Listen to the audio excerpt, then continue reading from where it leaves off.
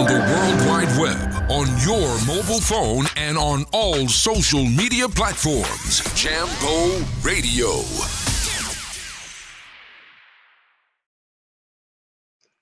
Igbo mma mmanụ ekene m unu nke onye chiri ya zere ọmụwa bụ egbe ejiri gbuo agụ na-ewetara unu Igbo nọ n'ụzọ ije. N'ụbọchị nke tata anyị nwere atụmatụ dị oke iche dị mkpa. Anyị nwere okwu nke ndị oyibo na-akpọ talk show. Anyị kpọbatara ọdịka mmadụ bụ ndị Igbo nọ na United Kingdom a ka ha kpaa ụbụbọ banyere otu ndị Igbo ga-esi ga-aga n'iru n'ihe gbasara ndọrọ ndọrọ ọchịchị n'obodo anyị bụ Nigeria. N'ụbọchị nke tata bụ na-echeta ụbọchị ọmụmụ m bụ 19th of September. Eji m ohere nụnwa na-agwa ndị niile na-ege anyị ntị n'ụbọchị tata ma emechaa ọgbakọ nụnwa na a ga-enwe oriri na nkwari iji wee cheta ụbọchị ọmụmụ m n'oge mgbede tata. Ndị be anyị, ana m ekene unu na-asị ka m kpọbata ndị anyị nwere n'ụbọchị tata anyị na ha gwere ịkpakọta ụbụbọ ọnụnwa.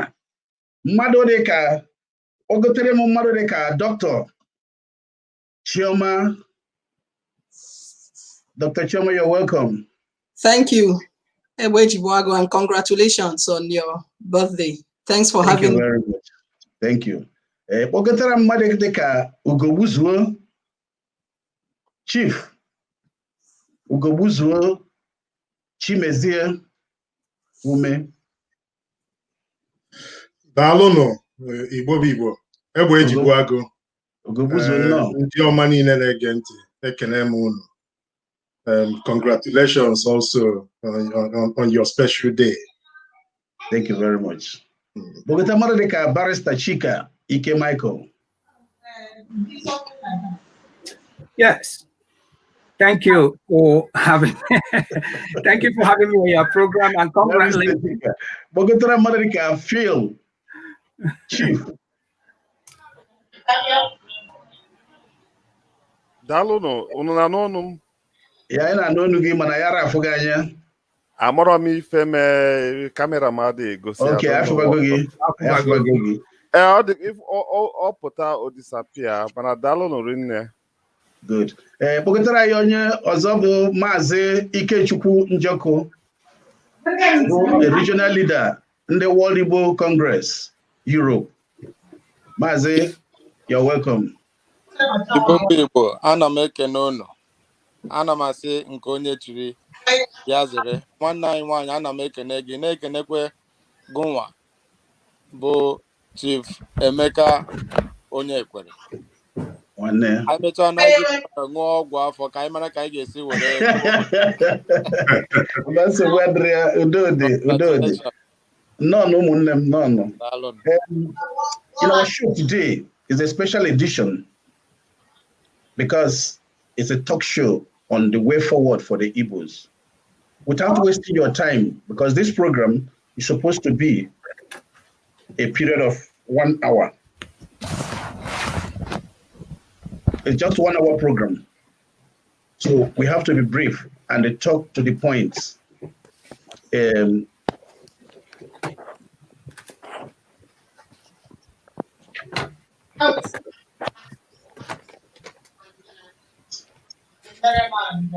Tell us, in your own opinion, which way do you think that we should go forward as the Igbos in Nigerian politics?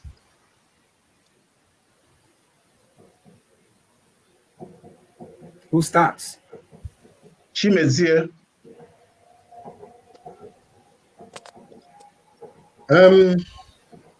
Wekelekwa m unu ọzọ.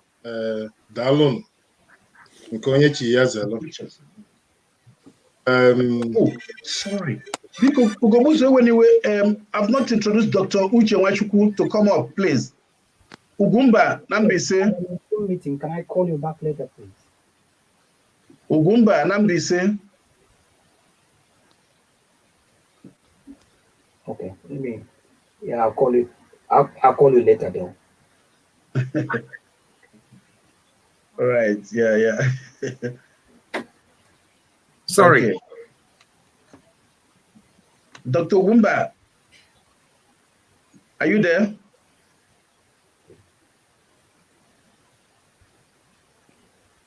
Dr. Wachuku, are you there?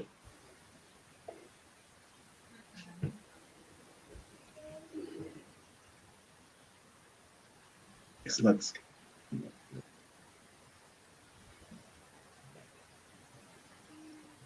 All right, Chimezia, can you continue? Dr. Wumba is coming up.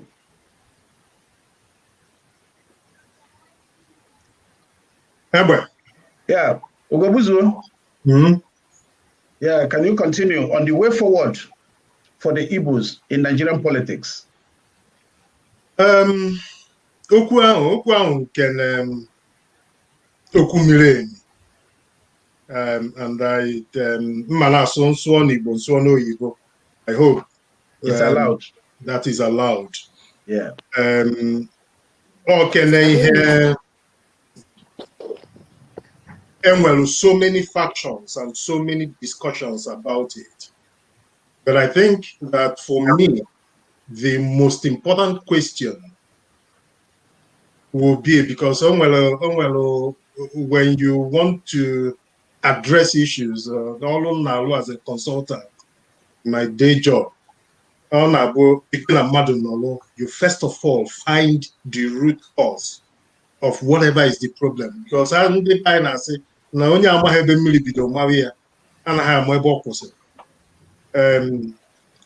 so I think the fundamental question we need to answer first, but what is the problem the Igbos are facing in today's Nigeria? Where has that problem started? And then we can then begin to look at those concepts and those backgrounds where it says here, in order to address each of these problem areas and the cause of it, we can look at how to address them one by one. And so for me, I think it's taking those steps back. A lot of times, not just the civil war problem in Nigeria, and so it's after the civil war, or maybe just before the civil war. But I think our problem had started a long time for that, even before the amalgamation of the country Nigeria, the entity Nigeria, as we know it today, even before the amalgamation in 1914. The Igbos had in particular an ethnic group, that had been placed on a very challenging position by the colonial masters and the people who had already colonized parts within them. And due to Kaisi, Bilitan, and hinterland, one of the problems we had was the collective governance. And so there were pockets of groups and pockets of towns and entities. They strong themselves, some are weak themselves and have their own individual ways of ruling. But when you work on along those ethnic or language group, we form a strong group that could challenge most of the invaders and then as Igbos. And that was why it was why we have very strong groups who gave pockets of resistance against the colonial masters. It was also very easy to bring in kind of the divide and rule policies. And so for me, if we begin to look at that disparity as a nation, and so an Igbo nation now, if we begin to look at all those disparities, now an arrow for onye Nsukka or onye wa as onye wa, not as onye Igbo Ibie, or na onye wa furu onye Anambra as onye Ijekebe, ma onye Ọnịcha fu onye ndị ọzọ as ndị Igbo, and so on and so forth. And that has been something historical. But this is what had then moved on as we went into independence. Now, if we come to this, so that ethnic and historical concept is one causal areas why still today those factions and those groups and those entities are still existing. And so, but and that's one part, and we can keep it. But then we approach the second part, our political acumen in terms of the Project Nigeria as at 1914. Most of the historical knowledge we have known and which have been documented most times attest to the fact that amongst most of our political elites at that time, the conception is that we are stronger as a nation to actually take away that colonial powers if we're able to work with the northern part of the Nigeria or the western part of the Nigeria and other very ethnic groups. And that's the only way we can be strong enough to challenge the powers of the colonial masters. And so for most of them, the drive at that time had been, let us bring all these people together so that we can achieve our concept. But that was not the position of these other people. And therefore, in politics, as we know it today, there will always be balances and compromises and lobbying and positions. And so, in that part of lobbying and positions and everything, and to achieve that lofty goal, our political forefathers more or less had given compromises that allowed or that had driven most section of the countries to have greater powers and greater say in the scheme of things. And so we can look at some of the activities, even some of the census figures we had long before independence, to see that, and we see current reports that are coming out about the bias already for some sections of the nation long before then. And so those were all the compromises they had to make. Were they right at that point, or was it right? That's another discussion, and these are the things I say if we begin to go back to all the root cause of our challenge. Ugogbuzuo, ịmana ihe a bụ aka nwere many people ka ga-ekwu okwu na ihe gbasara this nke izizi a ka anyị na-egbu na ya ịchafu because na ajụjụ nwere ebe ahịrị nne. So to wrap it up, Egbe, I think what is important bụ Igbo ịchọpụtagodi ihe bụ nsogbu anyị. I think this is our first challenge. Na ebe mmadụ ise anụ anyị dị n'ebe a na ịjụ anyị ncha niile ihe bụ nsogbu ndị Igbo will not come into a single agreement. What is our single fundamental challenge? Mmadụ isii ka unu dị ebe mmadụ ise. Mmadụ isii ka unu dị ebe a na ọ bụrụ mmadụ isii ka m kwuru. Okay, eche m isi mmadụ ise. Mmadụ isii ka m kwuru. Okay. Daalụ Ugogbuzuo. N'egbu oge ka akpọlite Oriakụ Chioma, Dr. Chioma Nwafọ.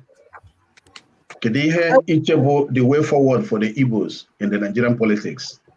Oh, okay. Thank you, Egbe Ejibuago, for having me once again. Like Ugogbuzuo said, I don't know if we are speaking English or we are mixing the two, but you can mix the two. You can mix the two today. All right, let me go mostly with English so that we can accommodate the audience that may not, Igbo may not be their first language. The language, yeah. Yeah. So, like Ugobuzwe rightly pointed out, if we don't, I believe that in order to treat a disease, diagnosis is very important. And we have a doctor, a medical doctor in our midst who might want to agree with my statement. So it's very essential to understand the so-called Igbo problem, as some people would like to call it, in order to profile solutions on how to solve them. I think, in my own opinion, I think the fundamental problem of the Igbo nation is the apathy and hatred that the other two majority tribes, like Hausas and Yorubas, have for Ndi Igbo. And I say this with every sense of patriotism and as a person that believes in strength in diversity. But it is very essential that we look at how things has panned out immediately after the Civil War, immediately after the declaration of the No Victor, No Vanquished declaration, and the Nigerian nation embarked on the 3 R's, what they call 3 R's: reconciliation, rehabilitation, and reconstruction. It is sad to still note today that Ndi Igbo, we are yet to find our feet in Nigeria politics. Let me do a little throwback, and I'm conscious of time here. During the 2019 presidential elections, I listened to an audio clip, I think it was in 1952, of an interview with late Sir Hamadu Bello, the then premier of Northern Nigeria. He said unequivocally, and I quote, that the North will not employ Igbos in its civil service, because if you gave them an inch, you will not know when they will take a mile. So this was as far back as 1952. And this apathy did not reduce going forward, you see. And Igbos, we have always tried to play a regional politics, which does not favor us at all. So the fear of the Igbos and the apathy towards this people group has significantly increased in recent times. You can see that the rejection of Dr. Alex Ekweme as the PDP presidential candidate in 1999, even though he was a founding member of the party, was a clear rejection of the Igbo candidacy. So for me, the problem of the Igbo nation is that apathy. And I will expound on this as we go forward. Thank you. Biko onye ọbụla nọ na this ihe na biko ka ọ phone even to your phone because of the noise na from the background. All right, Chema, biko continue. All right. Okay. So like I said, is the apathy towards the Chema, I think it's your phone. Is it my phone? I'm hearing an echo. Yeah, an echo coming in. Is that Chika? Yeah. All right. Okay. Okay. So I'll continue. So I think is the apathy from the other ethnic majority group, the Yorubas and the Hausas, that they have towards the people group called the Igbos. That's part of our problem. And then our inability to play a national politics. We are overly focused on regional political ideology, which is part of what we will be discussing as we go forward in this in today's discourse. Thank you. Thank you very much, Dr. Choma. Can I call in Barrister Chika Michael? What do you think? Or what do you think about the Igbos moving forward in Nigerian politics? Yeah. Okay. Thank you once again, Emeka, for inviting me to this program. It's really great talking to all these great people from Nigeria, from Igbo land, and being here in United Kingdom. I'm hoping that we're going to have a great conversation today.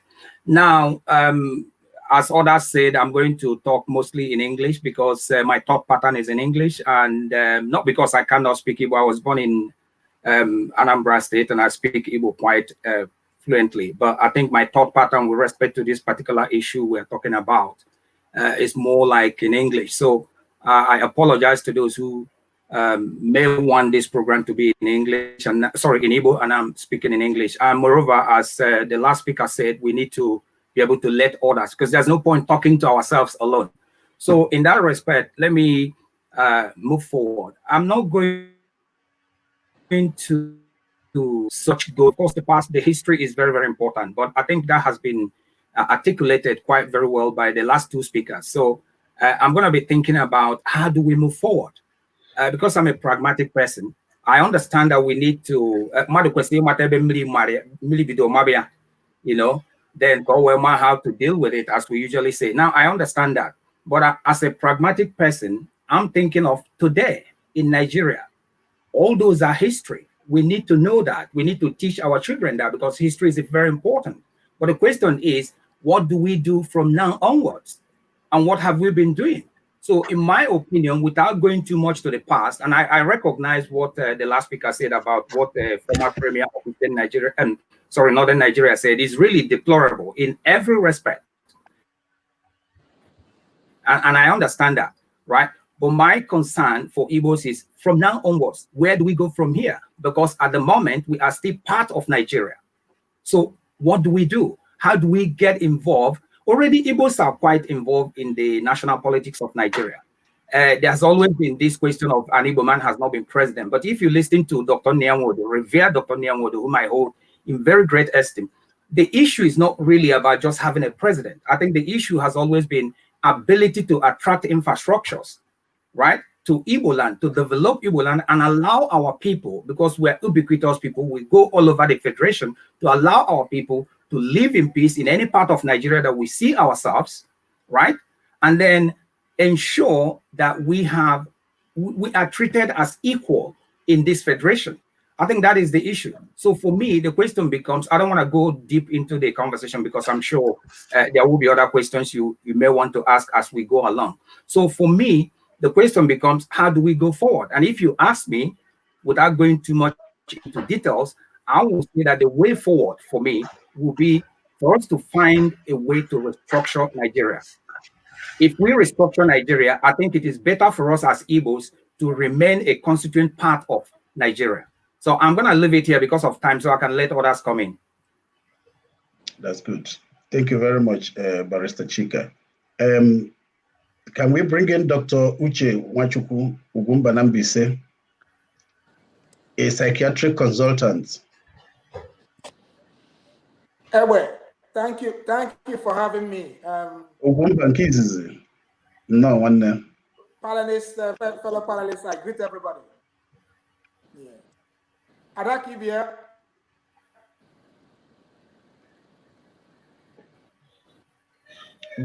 Doctor, evening, sir. Ugumba. It's like we've lost Dr. Ugumba. Probably he will rejoin back. Probably his internet is not too good. Can I bring up Phil? Yeah. Can you hear me? Yeah, we can hear you. Okay. Thank you very much. Thank you, panelists. Thank you for inviting me. I think I'm going to stand on the protocol by other people that have spoken before me. The question you asked about where the Igbo stands in the scheme of things in Nigeria.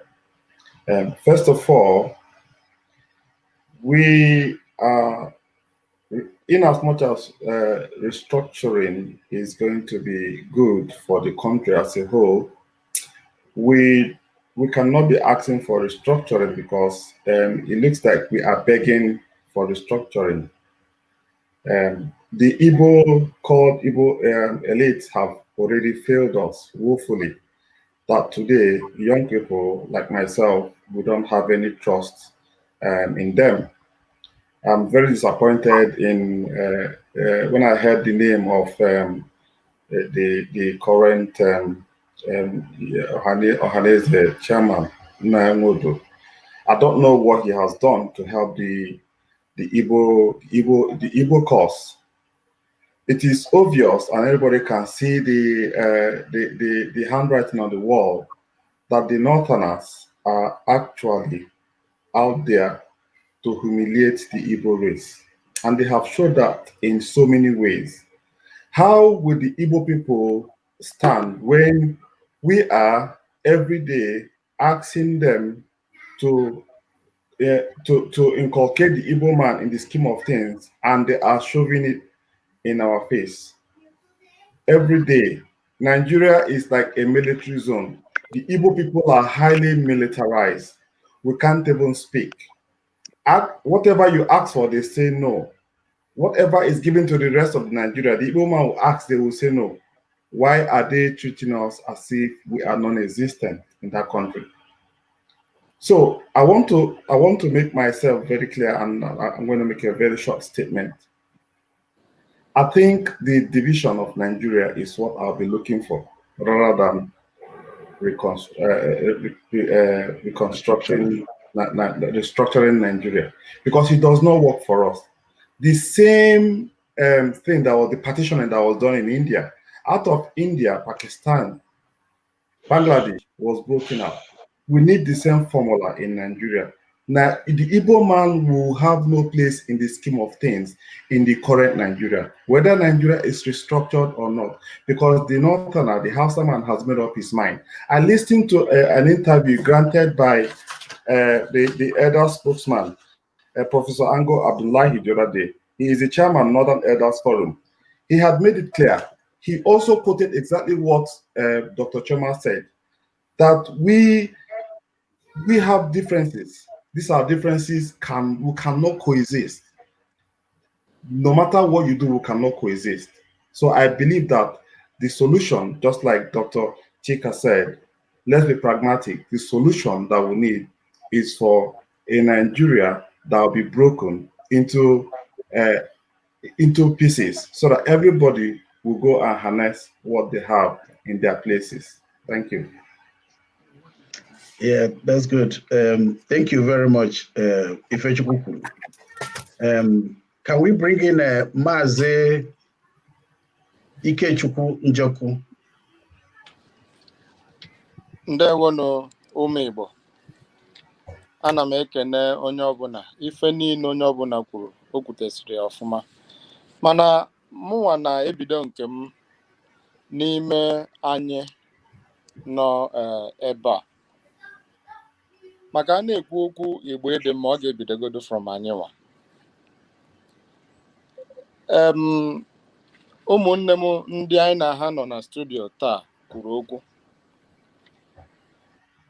webatakwa ofu ife na-ese okwu, and ife nwa na-ese okwu bụ anọdụ mmadụ a na-ese mmụọ mmụọ, and mmụọ ha na-ese ọ bụ gịnị? Maka na anyị bụ ụdị mmadụ Chukwu kere, bụ ife ọbụla anyị na-eme, anyị na-atụ onwe anyị mvọ iji were ma otu onye nke ọzọ ọ ga-adị onye nke ọzọ ma anyị tụọ ya mvọ. Mana isiokwu bụ na ndị anyị na-ene anya were eme ife anyị na-eme, fa na-enekwa ya anya, ha na-enwekwe mwute na ife nke anyị na-enwe ma anyị chọọ ime ha, ya bụrụ ife dị iche.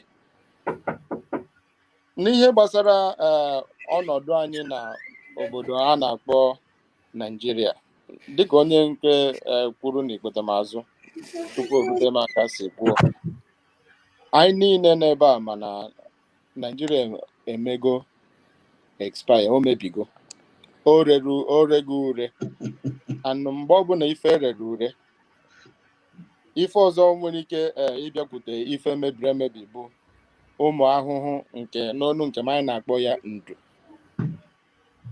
iji were ritọpụ nke fọrọ afọ. So ana m asị ụmụnne m,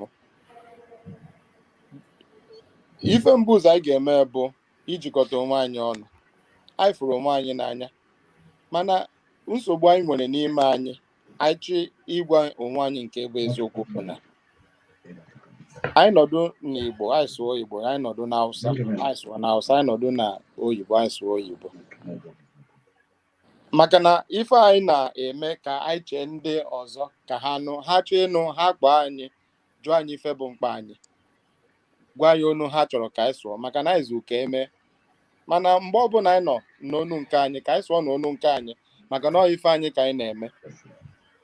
Nya ana m asị ka anyị nwa bụ ndị Igbo, ndị anyị nwere na-afụ maka ana Igbo anyị, fa niile adago, fa niile so bụrụ nsogbu anyị nwere, maka na nsogbu anyị bụkwa ife Amadu Bello kwuru. Ya bụrụ na ndị be anyị ga-amụta onye mee anyị ife anyị mekọrọ ya, anyị ka amago n'ọnọdụ anyị na obodo a na-akpọ Naijiria nke mebiri emebi. Mana nsogbu anyị bụ na anyị si Chukwu agaghị emere anyị ife niile. Chukwu agaghị emere anyị ife niile, ọ ife dịrị anyị nwa. Even ọ ga-aka mma onye me anyị emegoro ya mgbe Chukwu ga-ekpe ihe ekpe ha niile ofu mgbe. Nya ka m ghara igbu oge anyị. The best thing anyị eme bụ anyị wee nọrọ onwe anyị, and anyị nọrọ onwe anyị, anyị ekwesịghị ịjụ ndị ọzọ ka ha ga-eme. Ya bụ na anyị nọrọ onwe anyị, onye ọbụla chee uche dị ya, anyị na-eche nke anyị, ha na-eche nke ha. Ndewo. Ndewo Maazị Njoku. N'ịga n'iru, ọ dị ka Dr. Nwachukwu ịntanetị ya dịrọ mma ịbatakwa back, mana anyị ga-agaba n'iru. Ịchịkọta ihe onye ọbụla kwuru, ụfọdụ na-akọwa na idozigharị Naijiria dị mma, ụfọdụ si na Naijiria emebigo, na ọka mma na ndị Biafra nwere onwe ha. N'ajụjụ nke izizi a jụrụ wee sị ka a ga-esi wee mee agamniru ndị Igbo na Nigerian politics, na wee na-ajụ ajụjụ ọzọ na-asị, n'obi nke gị ị chere sị na ihe a ndị Biafra IPOB na-eme mkpọtụ na mba ụwa niile, na-eti mkpu na ha chọrọ ka ha nwere onwe ha, ọkara gị mma? N'uche nke gị, ị chere na ọ bụ ihe ga-enyere anyị aka dịka ndị Igbo ma anyị nwee ike inweta the Republic of Biafra? Ka ọ ga-aka mma na isoro ihe nwanne anyị nwoke Chika kwuru sị ka anyị restructure Nigeria? Ugogbuzuo, ka anyị bidokwa n'isi ka eguzigwa anyị, in your own opinion, what do you think about the Biafran agitation all over the world? Do you think that Biafra is the solution or restructured Nigeria?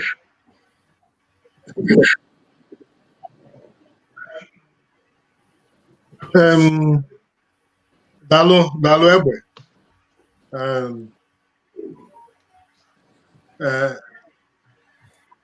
Ihe dị n'inweta ihe nwekwa so many ways and so many approaches that can work together to achieve a common aim.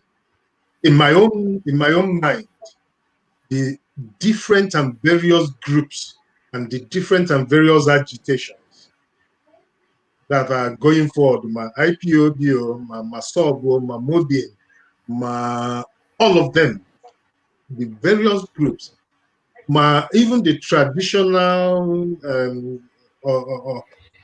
groups like Ohanes, the WIC, all the Igbo, all the various Igbo groups agitating for one form or the other. They are all good and they are all acceptable approaches. I think in the scheme of things, in order to achieve a common aim, you need to follow. So for a complex problem, you have to follow it in so many complex ways. The important thing I believe, is that once we know what is our common problem, and then we know what is our common objective, the various approaches, the ways to gain relevance, gain autonomy, gain that independence of opinion, and independence of thought process, and independence of the self-actualization, self-realization. But also that part around having the tools for negotiation. When you start negotiating, when you start lobbying, when you start engaging with others, then each of those will always form one way or the other to kill. So in my own way, I totally will tell you today, now, as long as IPOB or MASCOM or any other group understands where we are going and is able to come on a round table to work with others, yes, it is great to have these various groups, each following their different ways. Because all these different ways, Anna said, enwe ndị na-arụ mrụ, enwe ndị na-akpakwa akpakwa, ọha ncha niile atọ ndị ntisa na ya, atọ ndị mpakwa na ya, ma ha ya enwelite ofu onye, ha ya enwe ndị ya anọ malụzie ihe niile a. All these approaches, how do we utilize them to our benefit? The fight today, Scotland, today, the fight for independence for Scotland, the Scottish National Party Bigolo agitation for independence of Scotland started in 1934, long before the independence of Scotland. Independence of Nigeria. Long before independence in Nigeria, they've already started the agitation for Scotland. Today, they've not been able to get it. But what have they been able to achieve over these years? And these are some of the learning points we must have to look at. Some of these occasions and some of these nations who have also been in agitations, like for self-realization or for self-independence, for self-rule. What can we learn from them? How can we begin to tie that into what we are doing?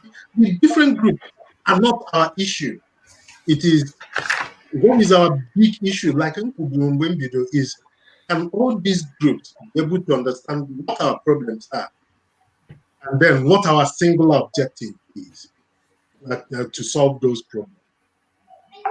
So, if you ask me, that would be my answer to that. All right,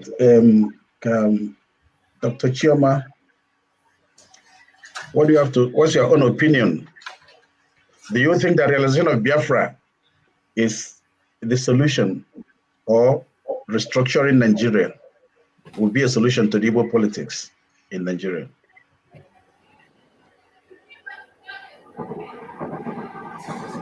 You're on mute. You're on mute. You're on mute. Okay, thank you, Egbeji Buagu.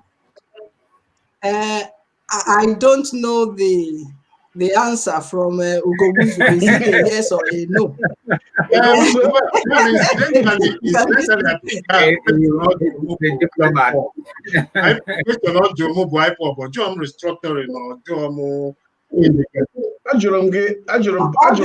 Restructuring Nigeria called the Biafra of a solution. Back to where I had started.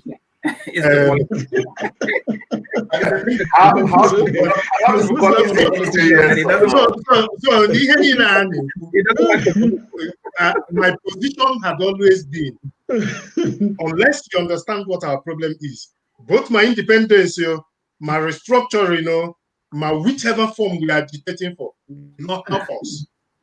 We know what our problem is. And so our problem, we know what our problem is. Huh? So, Ugobuzu, in Akowano, na ihe ajụrụ gị bụ ọkamma na follow Biafra agitation where Republic of Biafra for the Igbos, because ihe nọ na mgbede a na-akpa bụ kedu the way forward for ndị Igbo Kedu ihe The way forward from the Igbo, the way forward from the Igbo, alcohol fighting for independence or fighting for restructuring. It's actually fighting to understand what is our Igbo question, what is our Igbo problem, what is our Igbo identity, what is Gini Jikola Igbo Igbo. I don't agree with you. That is our problem because let me tell you, Southern Sudan have gained independence from Sudan. Are they better off? No. Today. We are not like them. No. Why are we not like that? Why do you think we're not like them? That? Because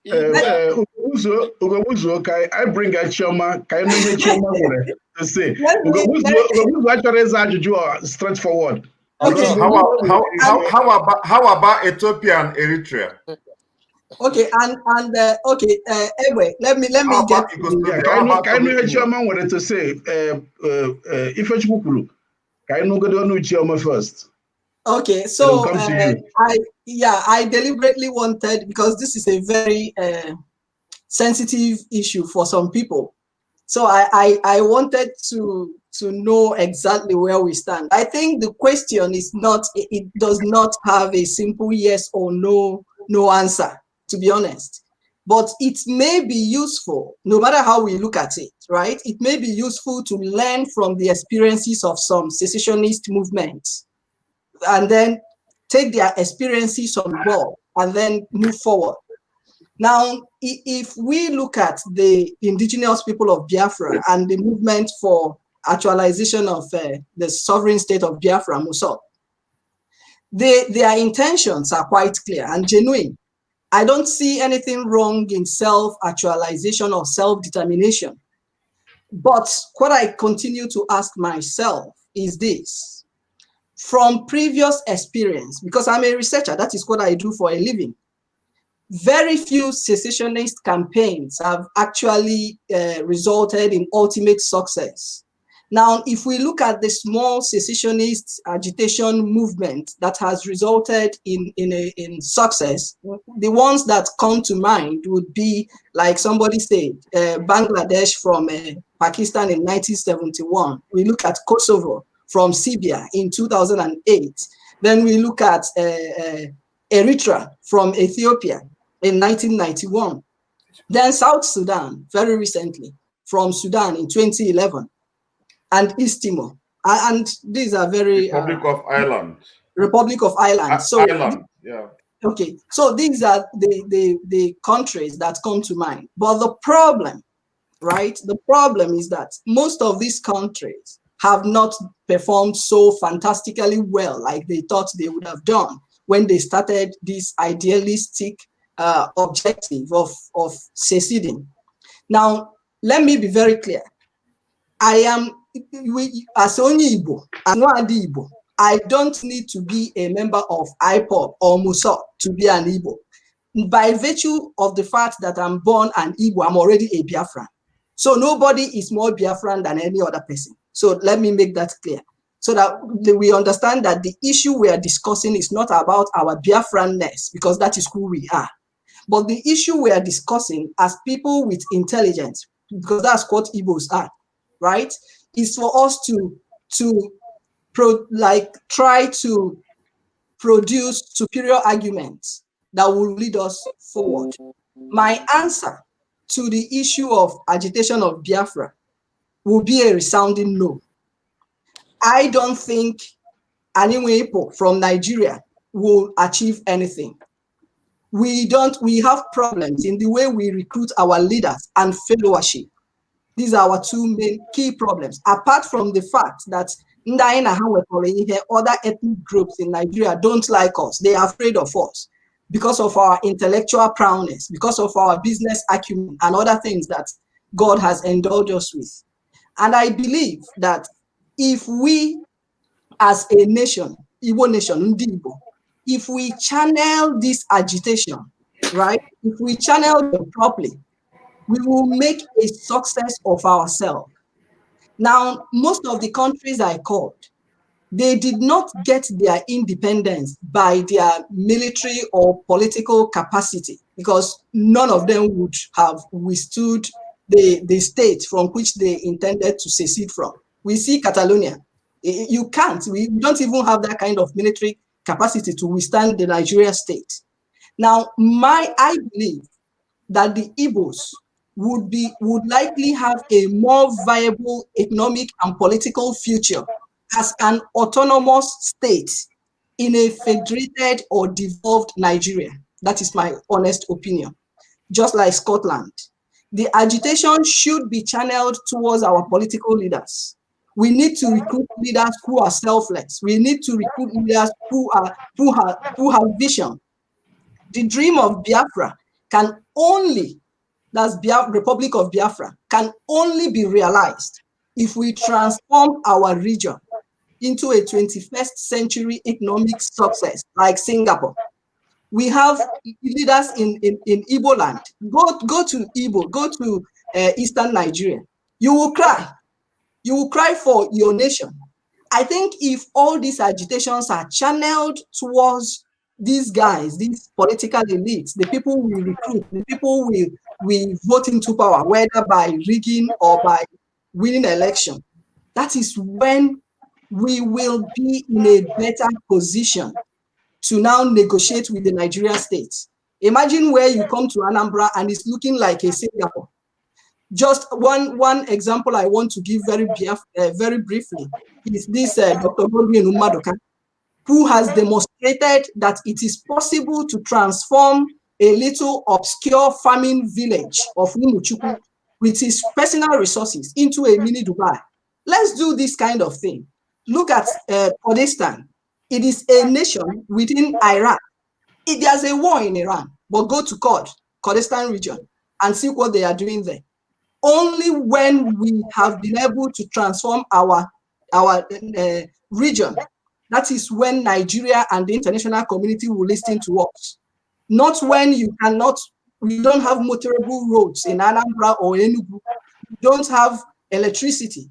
Meanwhile, these guys are giving their own federal allocation. You don't have a lot of things. Let's channel our agitation to these leaders and hold them accountable to deliver on their mandates. That is the only time the Biafran dream can be a reality without fighting. I tell you the truth. Because when they look at your region as a 21st century economic success, Nigeria state would be forced to negotiate with you. You become the bride that everybody wants to court. Thank you very much. Thank you very much, Dr. Chioma. I think somebody like Phil, who I know as an IPOB member, now you'll be boiling from what you had from Chioma. I'm really boiling. Can I bring up Phil, please, Chika and Mazi? Come on, Phil. Let's hear you. Let's hear from Phil. So first of all, you said you know that that we should go and that when we start developing our places, that the Nigerian government will come and negotiate with us. I will tell you one thing. How would they negotiate with us? Do you know that as of today, you can't fly, there is no international flights to anywhere in Biafra land? Do you know there are many ports around the east of Nigeria, the Igbo area, one in Calabar, one in Warri, one in Port Harcourt? None of them can take any vessel in from London to those places. If you import anything, good. Why? The reason is because the federal government have refused to develop them. That is not true. No, but why should we wait?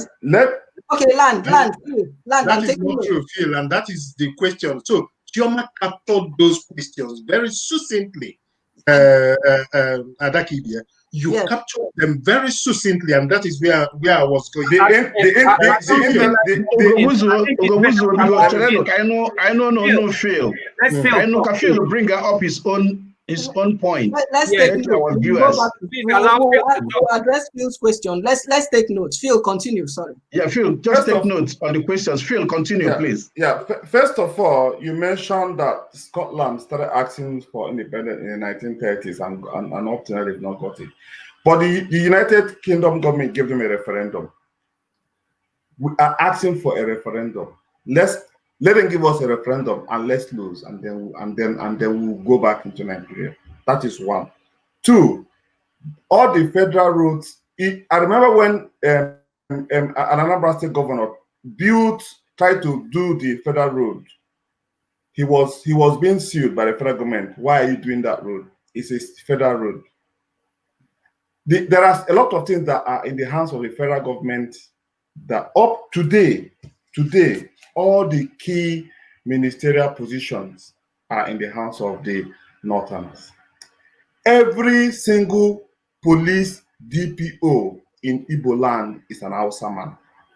Even in your village, Ugoguzo, an Hausa man is the police commissioner there or DPO. We are being heavily militarized. If you do anything today, okay, Obiano is building an airport that is going to be the same class as an international airport. Let's see what will happen. How about the airport that was supposed to be built in Oba up to today? Has it seen the daylight? I cannot fly. Now I can fly to Port Harcourt, limited airport. But during the COVID, they shut down Port Harcourt airport. You can only go to Abuja or Lagos. You go to Lagos, you sleep over there, you do everything there. Our Igbo people were given license. What is happening to the Ibeto? Can they bring in cement again? No. Why? They want only Dangote, a Northerner, an Hausa man to take control. We want to develop our place, but they are not even giving us the opportunity to develop our place, because even right now, whatever you want to do in Nigeria, you have to go through the hand of the Northerner. If he doesn't like the idea, if he feels that that thing you're going to do will enable you to develop so you can ask for this independent, they will crush it. That is what they are systematically doing. The question I'll ask you, Dr. Choma, is if something is bothering, if something is in your house and that thing is not of a value to you and that thing want to go, will you not quickly kick it away? Will you not quickly kick it away? Now the Igbo people are saying, let us go. If Nigerian government, if Nigeria believe that the Igbo man is of no value to them, they should be happy to let us go. They should be happy to let us go. That is the thing. They should be happy to let us go. Nigeria is not good for us. The Igbo man is seen like they know we can develop our place. Let us go. Let us go and die, and let them say, "Oh, we told you." Go to Ethiopia today. You will not believe what Ethiopia is.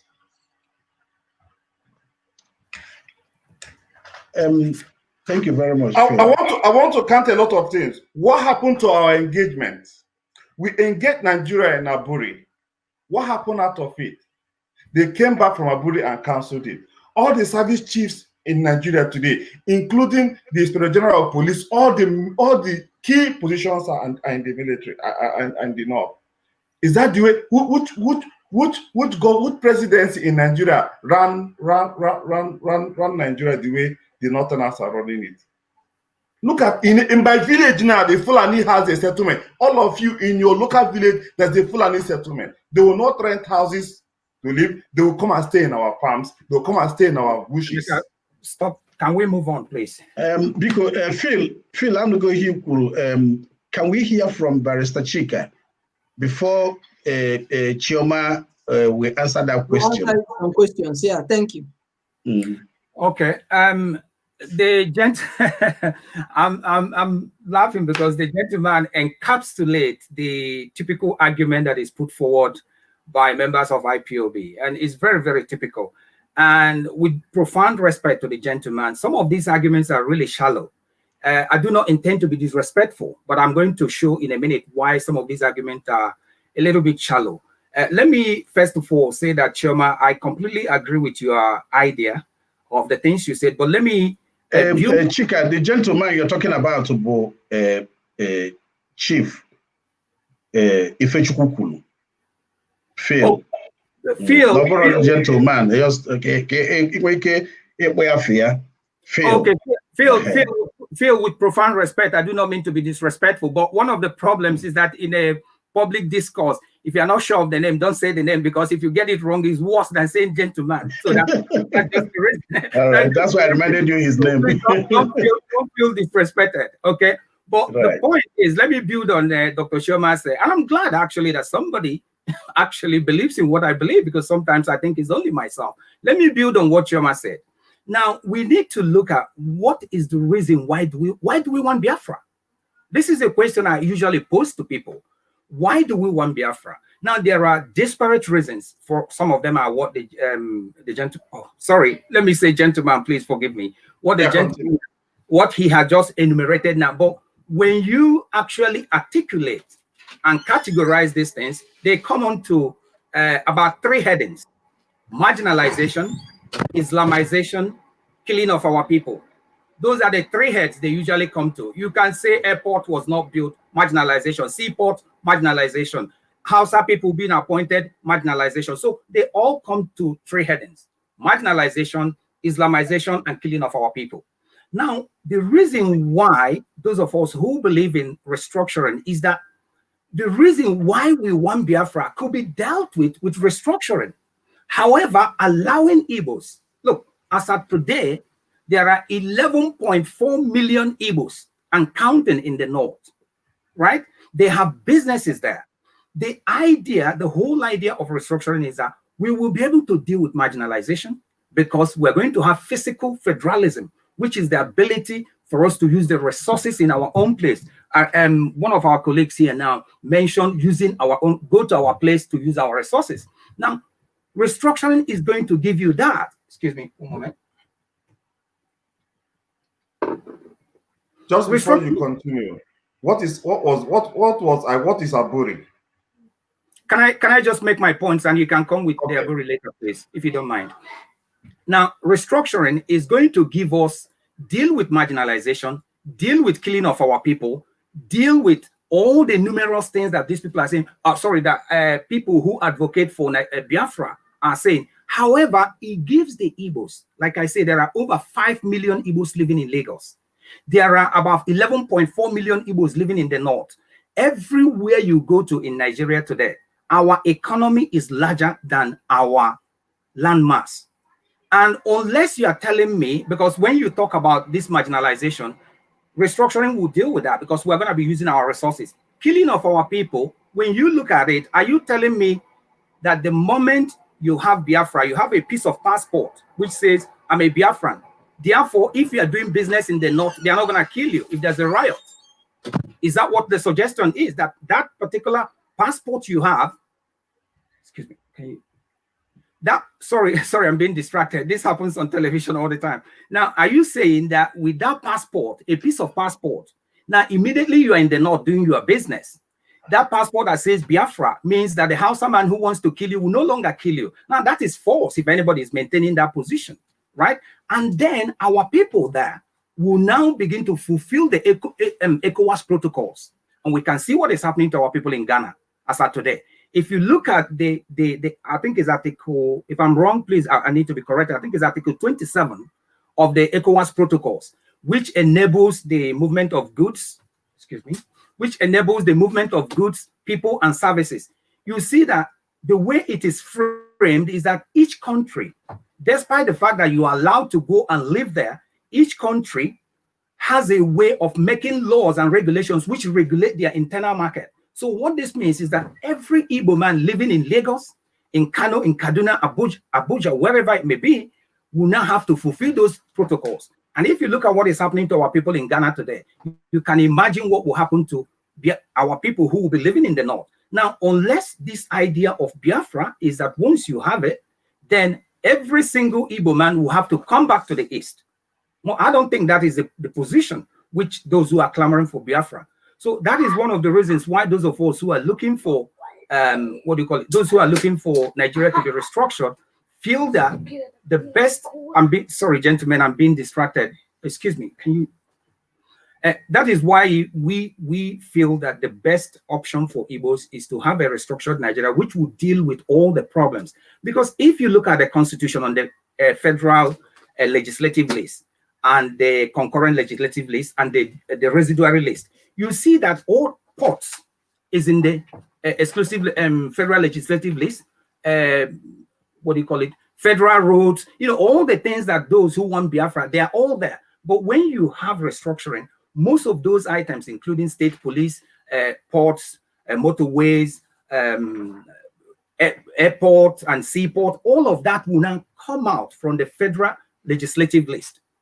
And then our people in our own enclave will be able to regulate and manage our resources in order to deal with those things, but enabling our people not to be fulfilling ECOWAS protocols. Look, I'm a lawyer, and I'm a lawyer, I'm a barrister, and by the way, my barrister is not here in United Kingdom for emphasis. I should have said that earlier on. I'm a barrister in Nigeria, but in this country, I'm a lawyer. That's really very important. Otherwise, you're going to be in trouble if you say you're a barrister in UK when you are not. Now, so we feel that all those things there could be taken out and be dealt with once we have restructuring. And that is the reason why we are saying that restructuring is the best option for our people on the basis of who Igbos are. Dr. Nnamdi Azikiwe was born in Zungeru, which is Niger State. That's about 120 something years ago. Igbos have been killed in the north before, in the 1940s, 50s, 60s, and 80s, and all that. So anybody who is telling me that the moment you have Biafra, Igbos will all of a sudden all come back to the east and stay in that small enclave where the most densely populated place, I think in Africa or so, that Igbos are going to come there to come and live. I think that is false. That is not true. That's my contribution for now. Sorry, gentlemen and lady, I'm being distracted by my daughter. Please, can I come in? Can I come in a little bit, please? And let's hear you. Can I come in a little bit? Yeah, Mazi, come in. You see, I'm surprised that things are going the way it shouldn't go. We are all Biafrans. We are Biafrans. And like Barrister Chika that has just spoken, he asks our brother, if Biafra is given, does it mean that all Igbos will come back to Igbo land? And I will answer you, no. But then, we will have our pride with us. Having Biafra doesn't mean that we will not be killed anywhere, but we will be killed either mistakenly and not, I want to kill, and you go and kill an Igbo man because no one will speak for him. We are Biafrans. And like so many things that was mentioned by our sister, I'll just keep that for now. But one thing I want to answer now, or ask you, Barrister Chika, just like you said, does it mean that if Biafra is given, or if we achieve Biafra today, does it mean that Igbos will not be killed, or things will change? Igbos will not be killed the way we are being killed now. We will not be marginalized the way we are being marginalized now. Our airports, seaports, roads, everything about us will come into fulfillment and it will start to work. I will stop there for now till it is my turn. All right. Thank you very much, lady and gentlemen. I think at this junction, we have to do some little commercial for the people that sponsor this our program. We should bring in some adverts before we continue. Chioma and Kobuzo, I could see you. You're being directed. Some questions have been directed to you. So I think you should answer those questions when we come back from commercial. Thank you.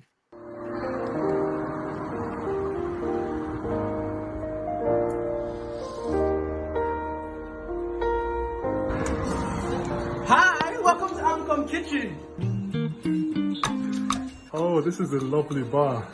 No, as you can see, we've got wine, we've got beers, we've got spirits, we've literally got everything you'd like to have that makes you remember home. We've got like all the African beers and spirits and stuff, so you can definitely try this out.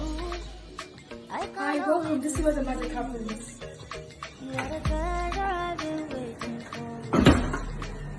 Hello. Hi everyone. So what are we making here? Oh, I'm making fried rice.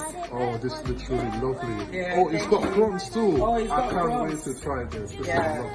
This is Sapocom fried rice. So what do we have here? Oh, this is nkwobi. Looks so lovely. So what does this consist of? This is made of cow food. It's really good. It's yummy. I'm making this for the customer.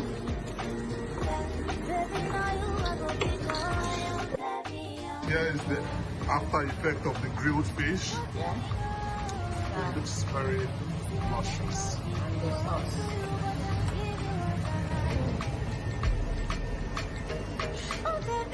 Ooh la la! Now this is what you call real magic. Look at the beauty of that fish. I mean, I would advise you to buy it because now it's mouth-watering. This is very lovely. Very, very lovely. So, hey guys, this is where the magic happens. Come and grab your fresh portion of fried rice with prawns and turkey or chicken. Trust me, you won't regret. All right. Are you concerned about your tax? Have you been missing deadlines?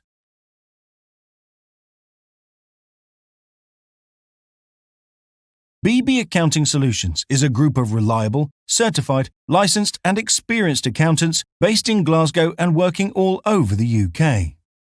We are here to help with your accounts preparation, taxation, VAT returns, payroll bureau, pension, startups, charity accounts, independent charity auditing. Why not give us a call today for stress-free accounting services you deserve on 0141 258 2556 or visit our website bbaccounting.co.uk.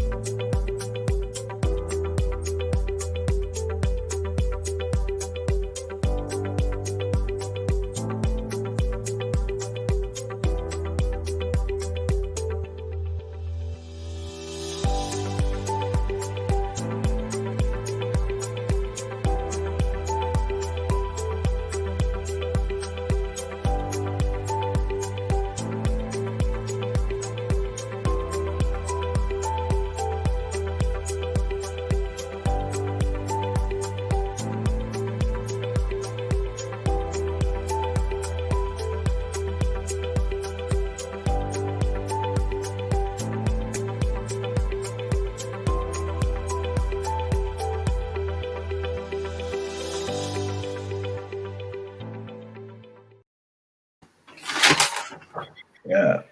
Ndewonu ebe anyị echigatago ka anyị ga-arecha ngwa ahịa anyị. A na-akpọlite Dr. Chioma. Biko ka anyị na-ekwu kịta anyị na-anya na time. Onye ọbụla ga na-ekwu 3 minutes please.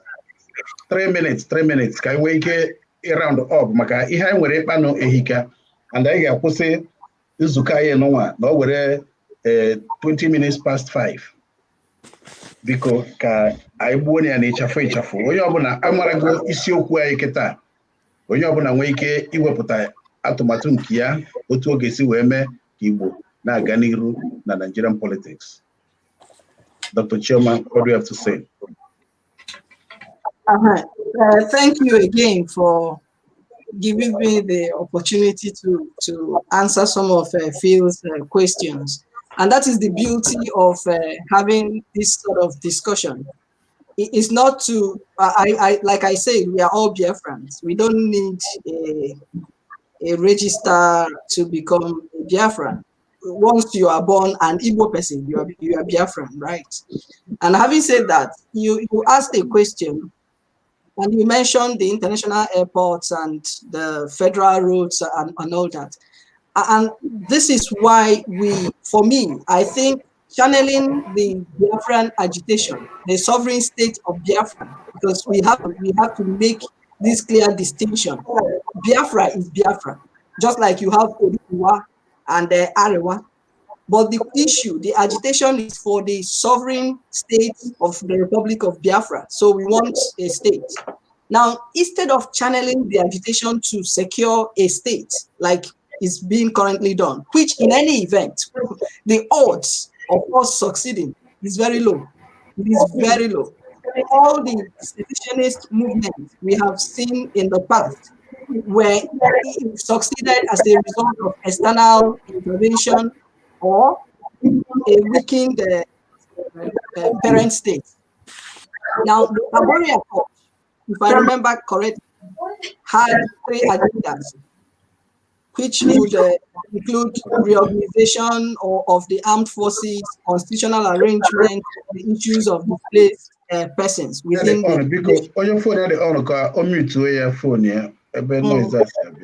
My phone is actually off. Okay. Because I'm not a room phone here on mute. All right, Chairman, continue, please. All right, thank you. So the Abori Accord, like he mentioned, had 3 agendas, or agendas, as the case may be.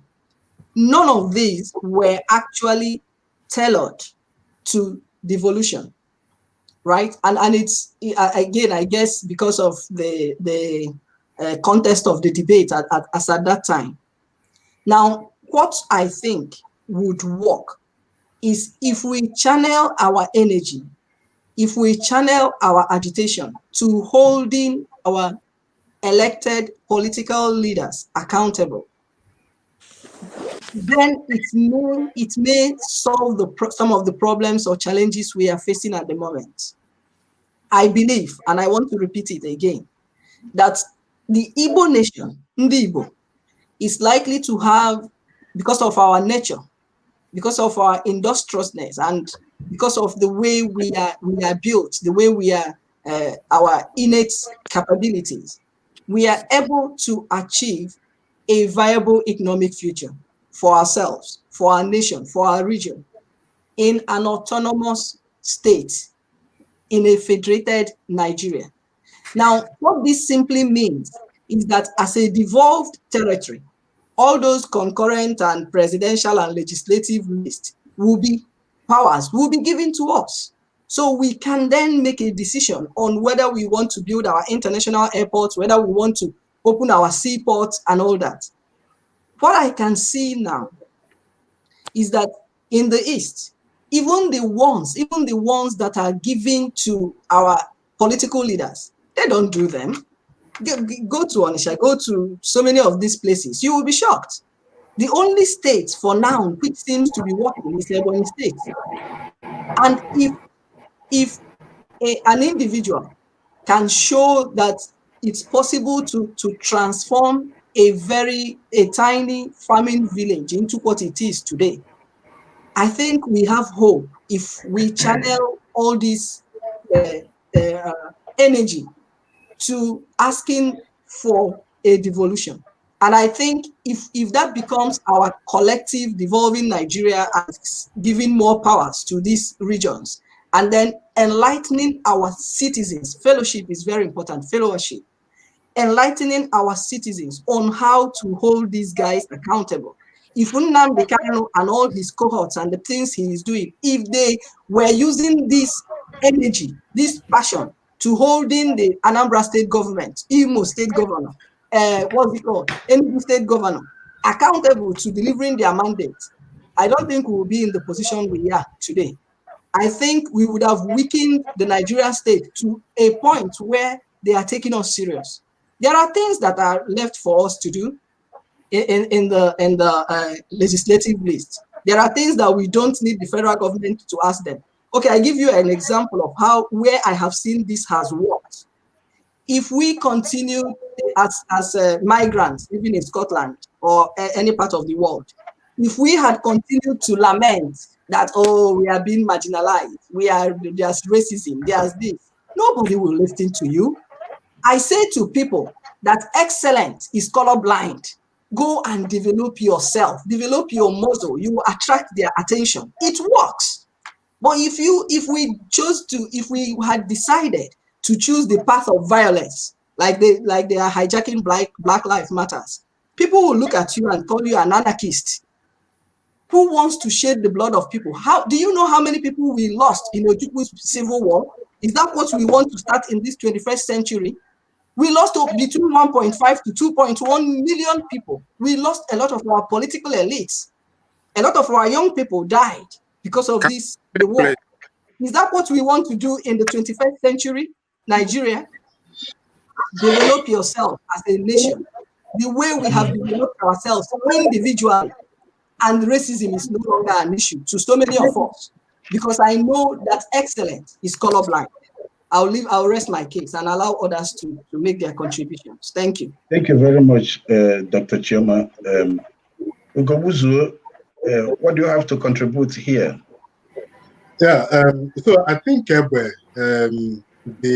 my initial submission is now coming here. Now, let me make it very clear what my positions are. I believe now until nwoke etoruo pụọ ama pụọ bie biri n'ụlọ obi nke ya ọzabeghị nwoke ọ ka isi eme n'Igbo. So the ultimate position of every man, every nation is self-independence, self-actualization, self-realization. I totally agree with that. That is my position. Is the Igbos ready for that today? No. Is that the way for the Igbos today? No. That also is my position. And I will tell you why. And in doing that, I will try and answer the pockets and pieces of the questions and comment for that. I also do not believe that unless we are using the self-actualization and independence and even restructuring as a means for negotiation today, I can also tell you that we are not even ready for a full-blown Republican restructured state. And this is back to what Chioma had said. Because as Igbos, we have 1,000 naira. Yeah, if you cannot manage the little you were given, there is no way you can manage because those problems will still reoccur. The problems we have today, and I will tell you, yes, a core Igbo man had not been the president of Nigeria. Biafran had been the president of Nigeria. What has happened? Biafra. South to Sona Biafra. Within that period, what have we done? What have we been able to achieve? What changes have we been able to make to the Igbo nation as it is, or to the southeast and south? I will tell you. Jonathan appointed Ihejirika as that appointment. What changes have he put a lot of Igbo youths in the military. Is that what? Yeah, where it is.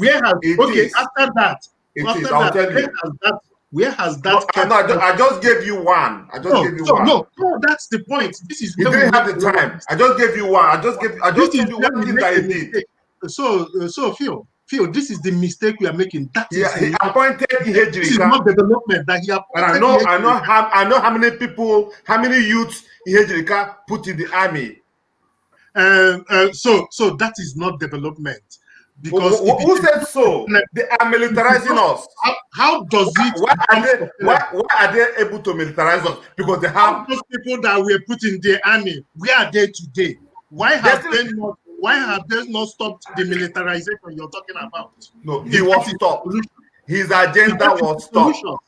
No, anyway, so I think the point is that until we are able to develop our region, listen, political powers are not given. It is taken. And you can only take if you have power. The power plays in every power play. So is that what you're saying? Listen, let me make my point. Power play that you hold power is because you can negotiate, or that there is something you have others want. If there is nothing you have to negotiate, you don't have power. That is power. If you cannot negotiate, if you cannot tell somebody, if you give me this and I give you that, that's the power of political lobbying. I've asked you one question. Today, let me tell you one thing, and this is what Yoma says about let us be looking at nations and where they are. One question is what is it that we have that they don't want to let go? Why do you want me when I don't have anything? Can I answer the question? Moderator, can you moderate, please? Nations are acquired. Our political power are acquired. So can you allow Gomuzo to finish, please? Opima, let us the arrows, because my mom is arrow. But why is she arrow? Because the arrows left arrow Chuku and came and got the my room babunu kahabia. That is power. That is politics. You always grab power where there is. It is only when you can negotiate or when you have something to offer or to lobby that you have that political might to actually be able to negotiate. We don't have that today because of our inner failures. We don't have that today because we cannot negotiate. Our leaders in Igbo land have failed us. And the problem is because we have lost our might to challenge our leaders. And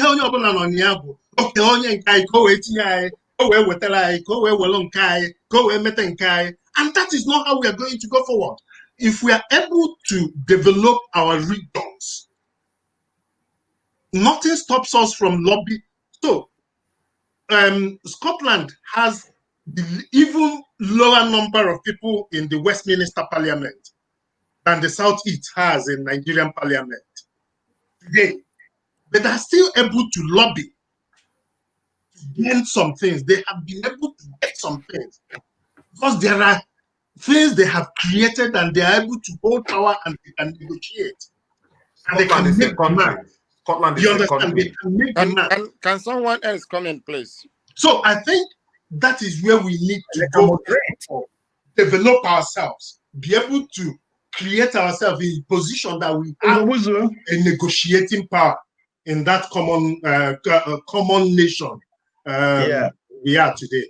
Ugo, thank you very much. Biko, asị m n'oge adịrọzi ka anyị na-egbu na ya nke onye mee ka point nke ya ọ cherekwala ka nwanne ya kwuo maka na ọ bụrụ agha ka anyị bịara ịnụ ebe a ihe anyị bịara bụ ka anyị kpaa ụbụbọ otu ndị Igbo ga-esi wee gaa n'iru ihe ganyere ndị Igbo aka ka ha gaa n'iru na Nigerian politics. So mmadụ dịka Chika, Barrister Chika Michael, kedu ihe ị nwere itinye n'okwu a kịta? Okay, in what respect? Please, what? Because on the same respect, I can ekwu Biafra agitation. Is it the solution? Biafra agitation. I completely agree with Dr. Chioma. The question I want to throw up a little bit of dust here, which I'm sure is going to steer the nest of my brother Phil. If we stand on the standpoint that all of us are Igbos, no person, whether you are IPOB or you don't support IPOB or Haneze, we are all Igbos, first and foremost. Once you are born Igbo man or woman, you are Igbo. So if that is the standpoint, the question becomes, which, like the earlier question which was asked, what is the best for Igbos in Nigeria? I think that's what we are discussing. Now, let me progress that conversation to, is it really possible for IPOB to achieve, because remember I said I agree with Dr. Sharma on this completely. Is it really possible for IPOB in the manner in which the modus operandi in which they are using today to achieve Biafra? The simple answer is no, and I'll give you reasons why. There is no, but I put in 300 pounds on the table, and I'm still maintaining that. There is nowhere in the last 100 years, you can even go 200 years back to help people, where a group, a person, or whatever it is, has achieved independence without engaging the national government. You must engage the national government. If there is no platform to engage the national government, you cannot achieve independence. That is something that is really absolutely clear.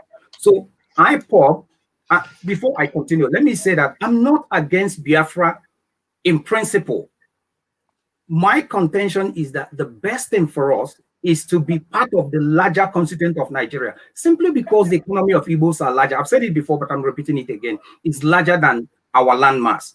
Now, if I may progress with talking of IPOB, whether they will be able to gain independence, they will not. And the simple reason is because there's no platform to engage the national government. You must have a platform. You possibly have a group that is protesting, bringing attention to the issue, but you must have a political platform on which to negotiate with the central government. And let me also say that there is no place in the Nigerian constitution where you have referendum. It's not there. Now, with respect to the self-determination, which everybody talks about, now, self-determination, you can invoke the articles as they are in African Union. That everybody knows that. You can invoke them as they are in UN Charter. But the question is that you need legislation. You need legislation in the national government in order to bring a referendum. A referendum cannot just happen unless you want to do it illegally, unless you want to do it. And you're not even in government. If you are in any part of government, either in Anambra, Imo, Abia, the core 5 Igbo states, let's forget about the map that was circulating some time ago of including Ogoja, Benue, and all that. Let's be more realistic. The 5 core Igbo states. Now, you're not in government, right? And if a legislation is going to happen, it's not even going to be in state government. It's got to be at the federal government level. So if you don't have a platform, if you are not in government, if there is no way you can dialogue or negotiate with the central government, how are you going to achieve independence? It's impossible to do. So that's why I'm saying that the modus which IPOD is using at the moment is not going to be successful. And if I may go further from this, if you look at the other way to do it, which is restructuring, which Dr. Choma calls devolution, which is actually what it is, but we prefer to use the word restructuring. If you look at it and you ask yourself, is that possible? Because that's the question most people always ask me. Okay, if you say independence is not possible, is restructuring possible? My answer has always been, yes, it is.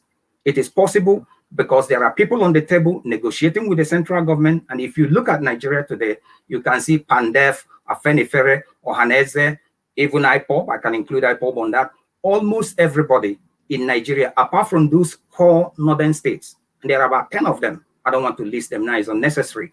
But if you look at the number of the legislators they have, this is one mistake a lot of people make. They actually have, I think, about 134.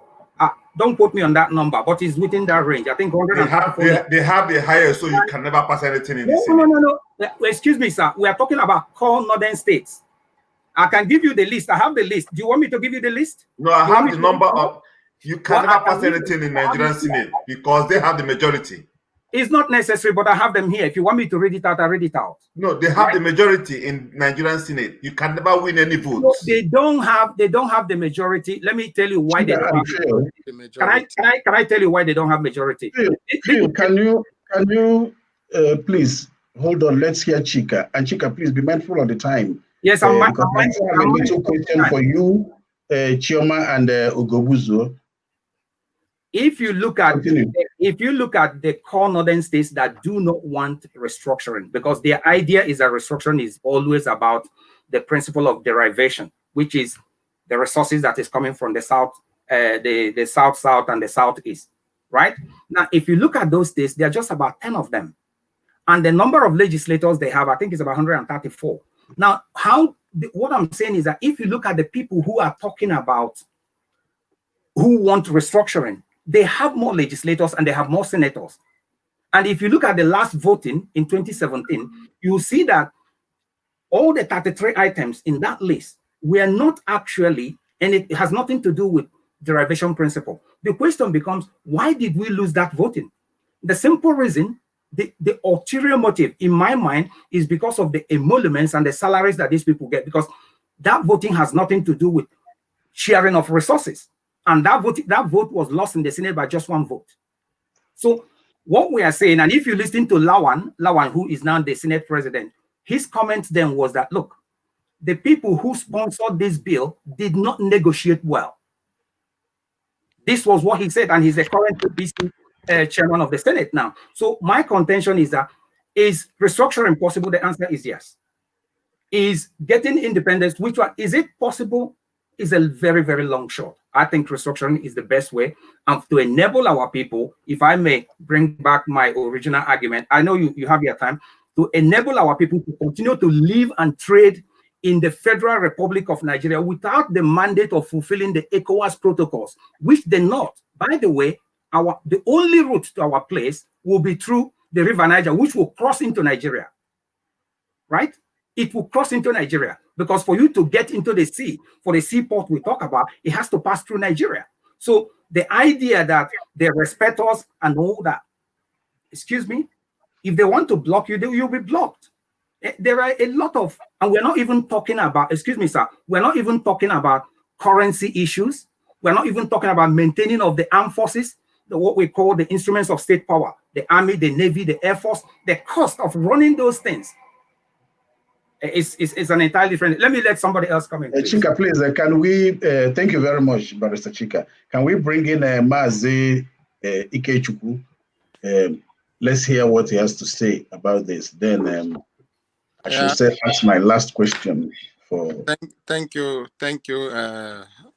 moderator. Please, I think this discussion is interesting. Well, before I will go into maybe saying some things, I will say the best thing that we have to do, or we need to do, or that is necessary for the Igbos to know whom they are, is by the actualization of our sovereign state, that is Biafra. We all are Biafrans. Like our sister said, Onyobunamu in Igbo land is a Biafran. There is no doubt about it. But when we listen to what our brother said, Chika. not Chika. Ihe no mention there. They are just facts.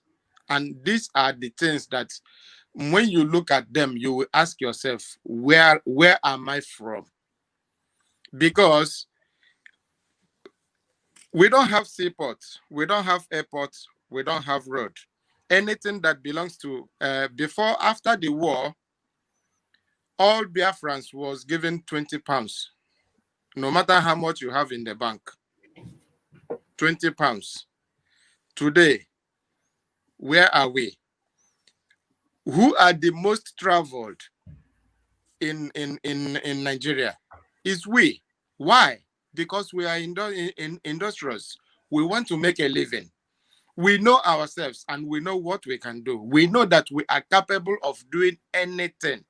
If Biafra is given, if we are given the opportunity to run our own country today, give us question, is just question of maybe 10 to 15 years. Biafra will become a tourist center. Like our brother Chimezie mentioned about Scotland. Scotland successfully gave themselves to the British before anything. So they can't force themselves out from Britain. Because it's like me coming to you and asking you, whether me for Masregi. Before it must take time. So and they have given them the opportunity to even go. They've given them the opportunity, sir. No, they gave them the opportunity to go, but at the same time, there is a kind of maneuver which we know about it. Yeah. Now the power comes in. So, but I don't know why, like our sister was mentioning, 1.something million people was killed during the war. Definitely someone will die if there is war. But then I have never seen where when you ask for your freedom, it's just like when you were growing in your family. At a stage, I know you will tell your mom, look, mom, I have grown. I think I can take some decisions by myself. And your mom must definitely grant you that opportunity to live as a big young girl. So I don't see why it must be war. Believe me, I up to tomorrow when people talk about Do you want us to go into war again? I begin to ask myself, but how? Tell me why it has to become a war. So the best thing we should be talking of is, like Barrister Chika said, we don't have those that will speak for us. Nnamdi Kanu is doing one of the best things any person that has the interest of his people can do. Because before you can't mention Biafra with your mouth, but now you can. Now, for these people that we are talking about to go and speak for us, they are afraid of losing their powers. Because they know that once Biafra comes, we are not going to elect them and we are not going to use them for anything. Because already we will really encourage the youths to sit up and do what is really important or needful for a country to grow up. Now they are afraid of supporting what the IPOB or MASOP or those that are fighting for the Biafran cause are doing, because they don't want to lose their power. Whom will you approach? Is it the governors? Now you talk about the Imo State governor. Because when you look at things, you understand that it's not all about do we have them. We have them, but their interest is more than what we think about. Jonathan gave up seat to Buhari because Buhari threatened blood flow in the streets of Nigeria. But Jonathan deemed it necessary and very, very important that the seat is not more important than any blood that will be wasted in Nigeria. And he gave up that seat. This is how a reasonable person should think of or do something. So, my brothers, the best solution, the best thing we can think of, I am still telling you, every one of us here, to support the fight of this Biafra. We cannot. Nigeria don't like us. And you can never be friend with your enemy, no matter what you do. Ndị Igbo na-atụ n'inu, si, onye ọbụla nwere ụkwụ nrụ, enweghị ihe ị ga-emere ya ka ọ lawa ghara ịbọrọ gị ike. You can never please them. You can never please your enemy, because that jealousness is there. Because anywhere you are, you must show we don't hide our identities. It is a gift given to us, not by a human being. So anywhere you go, as far as you are an Igbo person, step into, no matter how difficult or hard that place might be, you must make your way. So we should stop thinking that we can do something to make people that never liked you, that are ready. Imagine starving people, starving children, women during the war. And these are people that you are thinking of renegotiating and making them your friend. They will poison you and kill you more. So please, the best thing is we coming together under one umbrella. If there is anywhere Nnamdi Kanu is missing it, we can call his attention and tell him this is the way we go in order to actualize what we want as Biafrans. And we allow our flag to stand, because that is the only thing that can save us from that Nigeria, which we believe that is the best thing. Nigeria has expired. And after all, the international law says the amalgamation said after 100 years, if we can find our fate there, that we have the right to go. Why are they still holding us? And what are we doing there up to today? If you don't like someone, like our brother said, you don't like him. When he said he wants to go, you should kick him out from your place. Why can't Nigeria kick us out? You don't like us, but you still retain us and still.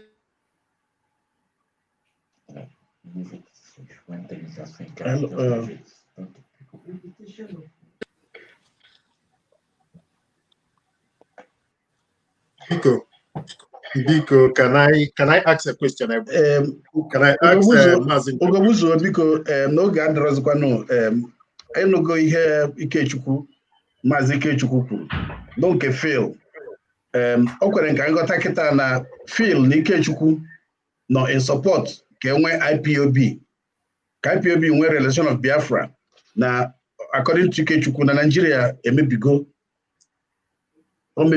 na nwerozi ndozite. So ajụjụ m nkịta m chọrọ ka m jụọ Ugogbuzu ọ bụla inwe ike isi na ajụjụ m a wee kwuzie ihe ị chọrọ ikwunu ọ ga-aka mma. Don't you think that pressure groups like the IPOB, and I can understand now that there's another pressure group coming up, they call themselves the Oduduwas. The Oduduwa wants to secede. They want to have the Republic of Oduduwa now in Nigeria. If Oduduwa is coming up, the IPOB is coming up, don't you think it should be a very big pressure for the government and all these groups will have a better settlement from the government? So, Ebwe, if you remember when I talked about the pressure groups and the groups, I had said now we require all of them doing what they are doing. But if we don't have a focus, then it can also be counterproductive. It is really about having a common focus and common objective, common ideology, where we want to get to, knowing where we are, where we want to get to. Yes, the pressure groups are required, but they are also required because you have a common cause or a common issue you want to achieve. That's why you need the pressure group. And from different formats, all of them are good. And my question, or my point, and what I had wanted to say to Ikechukwu, Mazi Ikechukwu and Chief Chira also is, onwe magic within Biafra, if we get it today, assuming we get it today, that will now make IPOB begin to hold the government of Biafra to question that they cannot be able to replicate today within our politicians in the southeast. Seaport in the southeast. Electricity in the southeast. Motorable roads in the southeast. Is the failure of our leaders in the southeast. Not yes, the central government has their challenges and they don't like us. But only man and Diro Baria Buruburu. It is when you lose that sense of protection around yourself and developing yourself against Ndiro and Wagi Buruburu, that is when you lose the whole concept of what we are doing. And so I think that the pressure groups are better geared, and this is my point, the pressure groups are better geared at holding. We have seen so many good governments in the Southeast that worked.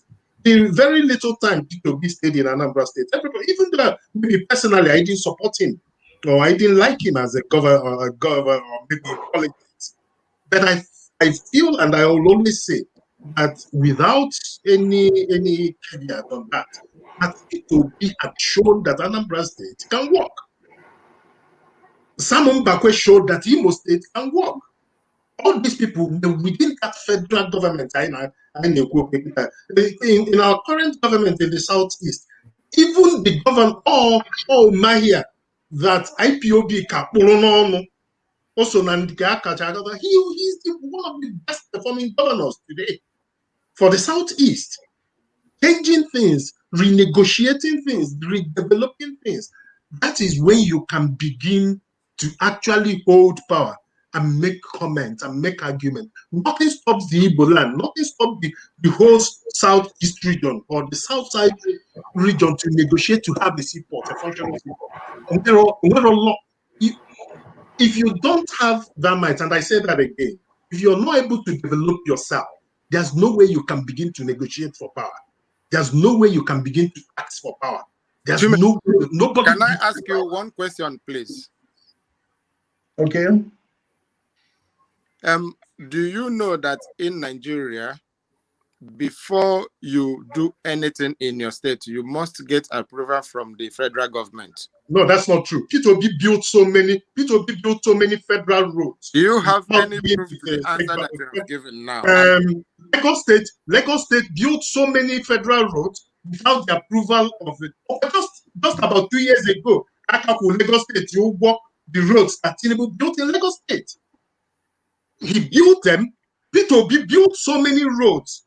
Even Ngige, who is in power today, also built so many federal roads without the approval of federal. So you don't need the federal. What P2B said is, let me build the roads. Let me develop.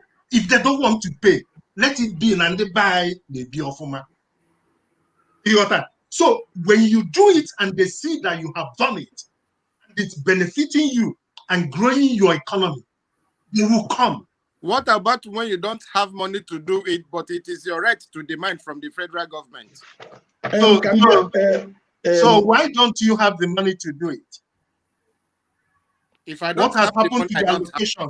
What has happened to them? Can you tell me how much of our federal allocation actually is being put into the development of the Southeast and the ones that Nana waste? Why do you think? Chioma gave an example. Chioma gave an example of an individual that has transformed the state from his personal pocket. The Igbos has the might and the economic power, even without the federal power, because that's what Lagos State did. We have the market. Obulo knows also our internal generated revenue. I say in the next 10 years, let's focus on developing the Southeast. Okay. And we honestly are focused on it. And all these pressure groups, because I totally agree with what Barrister Cheka said. In the way we continue championing some of these pressure groups. You cannot get anything if you don't have the platform to negotiate. Thank you, Gobuzo. Because a situation like this, I know something that can be verified. Like Maze Ikechukwu jụrụ sị ma enwere ike ịrụ road Anambra State without the authority of federal government approving it. Gbara dịka Barrister Chika na Chioma, onwe ihe unu nwere itinye n'ime ya ka anyị n'onu unu biko. Chioma, should I talk or you want to talk? Oh, go ahead, Barrister. Okay, I will have to, Chemeze, I'm afraid I will have to disagree with you on this. You cannot do federal things that are in the exclusive legislative list. You can't do them without approval from the federal government. You must write to the federal government. If the federal government acquiesces, in other words, they said, we don't care. If you want to do it, go ahead. That's fine. But if the federal government says, no, I'm afraid you cannot do that, because that would be unconstitutional. So that's really the short answer to that question. So I think Mazi Ikechukwu is correct in this respect. And this is constitutional. It's not me saying it. So you cannot argue with me because it's in the Constitution. Yeah, okay. So I've heard all the points that everybody has made, and I think most of them are valid. To start with, I know that you need permission from the central government, and that's why we are talking of restructuring, so that they can devolve some of these powers and give regions the autonomy to do what they want to do and how they want to do it. And I also would want to say that the Igbos, we have developed, because Mazi Ikechukwu asked a question, where do you get money to do whatever you want to do? I know that the Igbos, they have over 74% of investments in Lagos, right? 5% of investment in Lagos is by Hausa Fulani, 15% by foreigners, another 5% by other Nigerians, and just 1% by Yorubas. It's verifiable anyway. And the Igbos have also taken their industriousness to Abuja, Kano, Kaduna, Yobe, Borno, Adamawa. We have done so much, and we are doing it even outside Nigeria. So my point, which I would want to leave off with, is that the agitation for the Biafran state, sovereign state of Biafra, is misplaced, to say the least. It is totally misplaced. And can I correct an impression? Nnamdi Kanu is not the original founder of Biafra. The original founder of Biafra is Mr. John.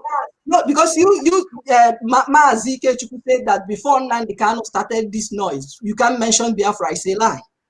You can mention Biafra. You can mention Maso. And he hijacked Biafra. I don't believe that with the level of intelligentsia we have in Anambra State and in the Igbo land, that Nnamdi Kanu is qualified to lead us. I don't believe that. I need, listen, let me to lead you in what way? I like I said initially, to lead us as and what in the way he is leading. What stop other people coming up to lead? Let me land, Chifil. Like I said, I'm a bona fide Biafran. I'm as Biafran as yourself, right? Because we are all Igbos. And one thing we want, all of we want the Igbo land. We want our homeland to be better. The same thing I said in other fora, or forum that I have been called to speak. I say that until we develop the African continent, nobody will take any black person. Okay, now let me not even say black person. Nobody will take us serious because our continent is failing us. They know that where do you go to? Look at Lagos State making mouths, making mouth, Igbos must go. Look at Kanu making mouth, Igbos must go. Why are they saying those? Because they think in their own little minds that we cannot go back to where we come from. We can actually. If Nnamdi Kanu and all the champions of Mossab, IPOB and all that, which of course they have a right to self-determination or self-actualization, if they channeled their energy to holding our leaders accountable, I don't think that in the next 10 years we will still be talking of Nigeria, please give us independence. Because we would have developed our region to a point where... Ask your question, please. Chioma, there is a question I asked also. I said, don't you think that this pressure group like the IPOB and all this will help to have a better settlement from the federal government? Yes, they will help, right? But when you say settlement, like now what we're talking about is the way forward for the Igbos. Because way forward for the Igbos, whether it's solution of Biafra or restructuring Nigeria, a restructured Nigeria. Because when you talk of restructured Nigeria, it's where you talk about all these things we are discussing today being done for the Southeasterners. Now the Oduduwas are now agitating also. I could see some things on the social media this time around. The Oduduwas shouting that they want the Republic of Oduduwa now. They protested in London, not on social media. They protested in London. So the agitations they are good. But what I'm saying is this, right? Because in Nigeria currently, we have the numbers to get us. No, we don't. Restructuring. Okay, hold on, please. Please, hold on. You will come to that. We'll come to you. Choma, look at the time and round up on the question. Do you know why I say we have, right? Because other regions, with the exception of some core northern states, other regions are thinking that it's not even about resource control or resource allocation rivalries. Other regions are also thinking the way we are thinking. What do you think the call for state police is all about? What do you think it's all about? When politicians are saying now we want state police, it's part of devolution, it's part of restructuring.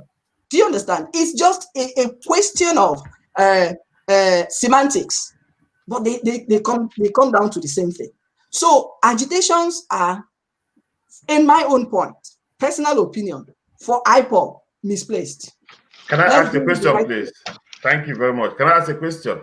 Yes. You mentioned Barrister Chika, you mentioned that we need a platform, we need a political platform to be able to engage the Nigerian government. When he came to Nigeria, he was in London, he came to Nigeria, he engaged our Eastern governors. He had a few meetings with them in Enugu, which is verified. Okay, he discussed things with them. Okay, all they wanted him to do was to change his ideology. That was all they said. Before we can listen to you, before we can continue, you need to drop the agitation. Nnamdi Kanu said no. And because he said no, he was not going to drop the agitation. they all signed up for him. He was arrested, jailed, taken to Abuja, court after court, court after court. Eventually, after over 2 years, he was released. And then he was invited to come to court. They couldn't let him come to court. They decided, sorry, PL, is that a question or a history? What How you wanted are to you ask stopping me? Is it irrelevant? So what I'm trying to say, what I'm trying to say is that what I'm trying to say is that how can we engage the Nigerian government? How can we engage them? Should I answer that question? Yeah, Chika, hold on 1 minute, Chika. There's a question for you on the screen, which says, can Barrister Chika tell us how he thinks Nigeria can be restructured when there's nothing working in the southeast? No electricity, no water, nothing. How do you think Nigeria can be restructured? Is a question for you on the YouTube. Yeah, live question. Yes, I'm going to answer that question, but may I first of all answer this question because that's really very important. The question of the platform.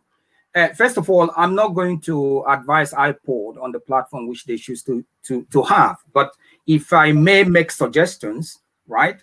When Nnamdi Kanu came back, I don't follow the history of what Nnamdi Kanu does, but the fact of the matter remains that I remember in 2014, I think in 2015 or thereabout, just before that election, there were so many political parties that are available. You understand?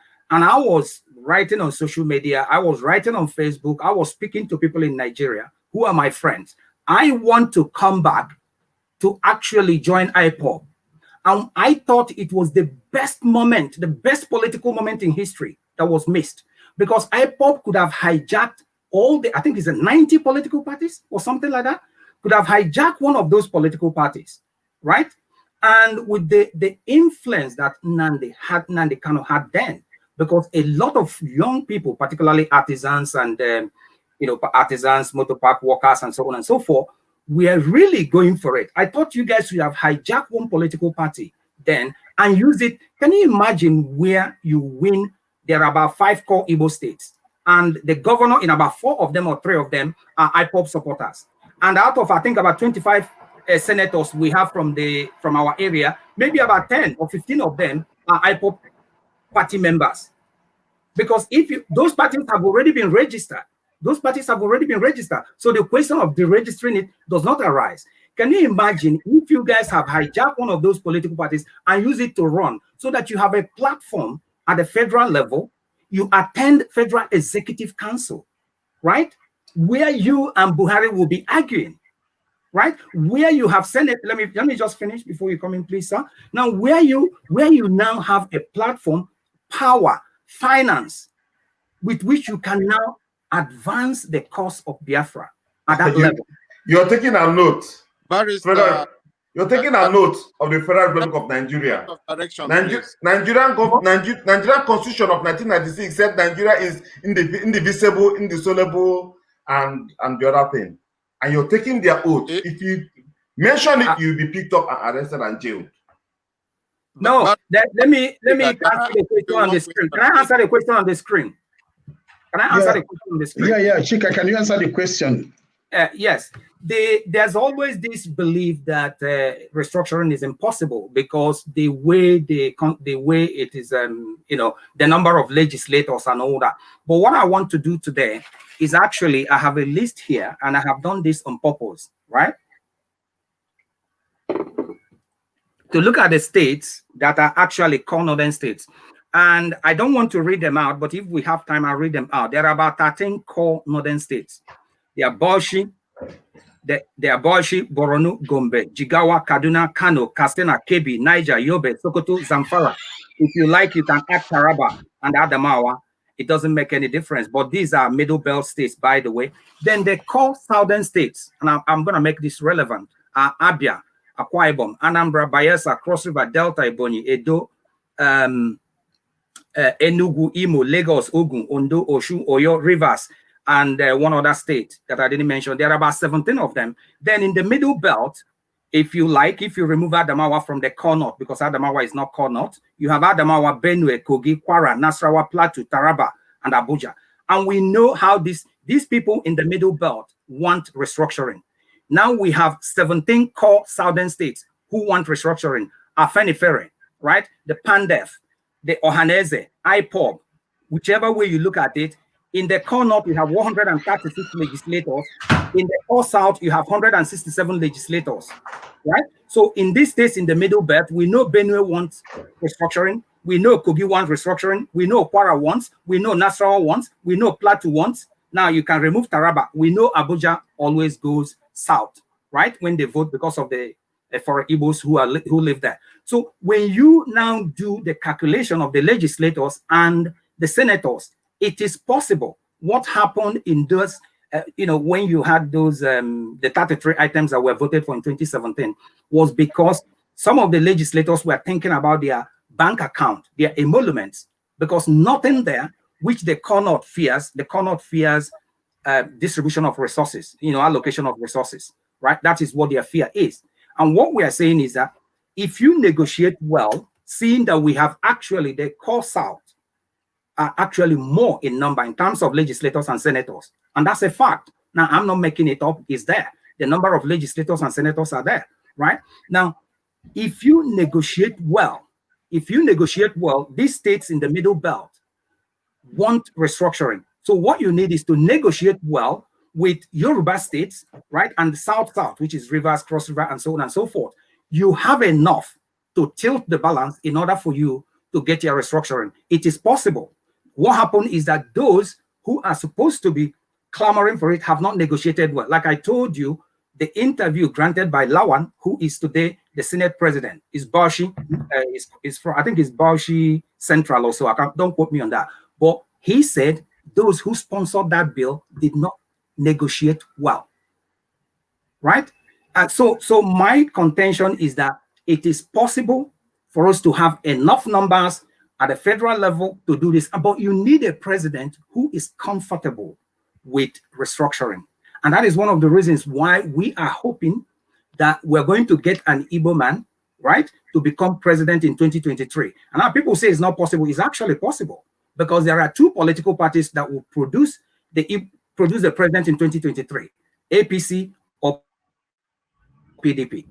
So what we need is actually to get one of us, because if an Igbo man becomes PDP presidential candidate, we are 50% there. Then you play what I call the mathematics of presidential election. You must take Lagos for your numbers because you need 25% of the votes in each state, right? About 26 states you need out of the 36 in order for you to win. Now, please, this is really important because I think a lot of people say this is not possible. It is possible. Once you get an Igbo man to be the PDP or APC presidential candidate, you are 50% there. We know that whoever that is running on APC is going to run on the coattails of Buhari. So we give them the 10 northern states. But once you win in the Middle Belt, you win Benin to Calabar, right? It's very important. And then in the core Igbo states, you deny whoever that is running on the other side 25% of the votes. You become president.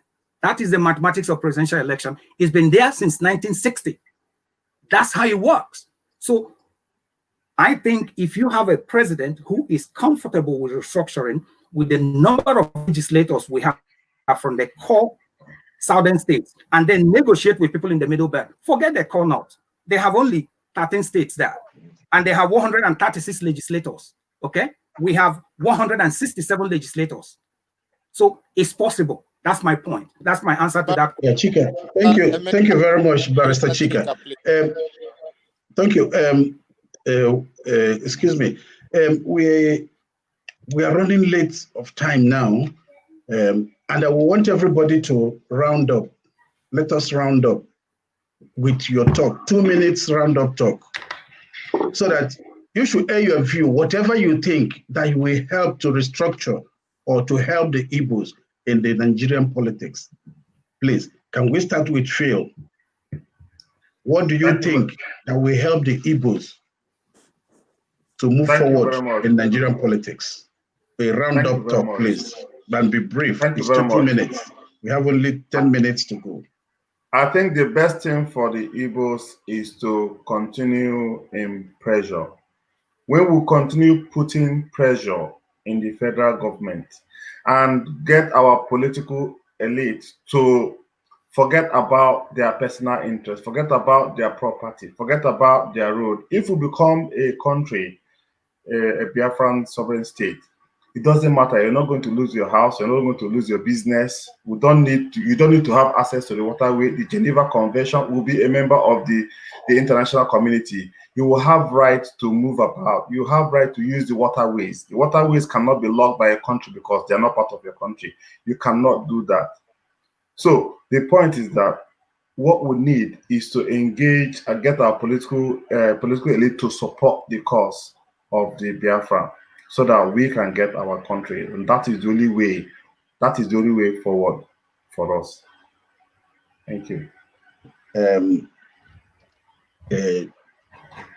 Dr. Chioma, can we hear what you have to say in 2 minutes to round up? Yeah, thank you very much. I want to say a big thank you to Mazi Nnamdi Kanu because his agitation has actually made people to recognize the Biafran sovereign states issue. But again, if I may ask them to please channel your agitation to the right sources. And what do I mean by that? Give you the the elected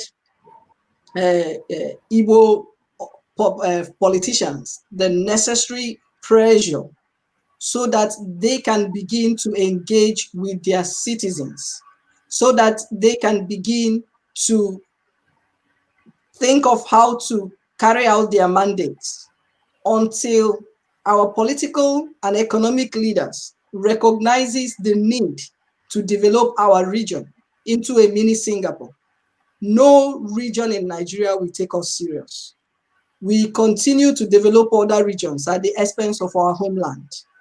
I believe, and I want to repeat it again, I believe that the Igbo nation is likely to be an economic success. Yes. If we make our central focus for now, not on the agitation of actualization of the Republic of Biafra, because it's not visible, it's not plausible that we can get that. As a devolved territory, we will have the powers to make legislations in relevant areas that will enhance the livelihood of our people. That is when we will attract attention, both internationally and domestically. Thank you very much.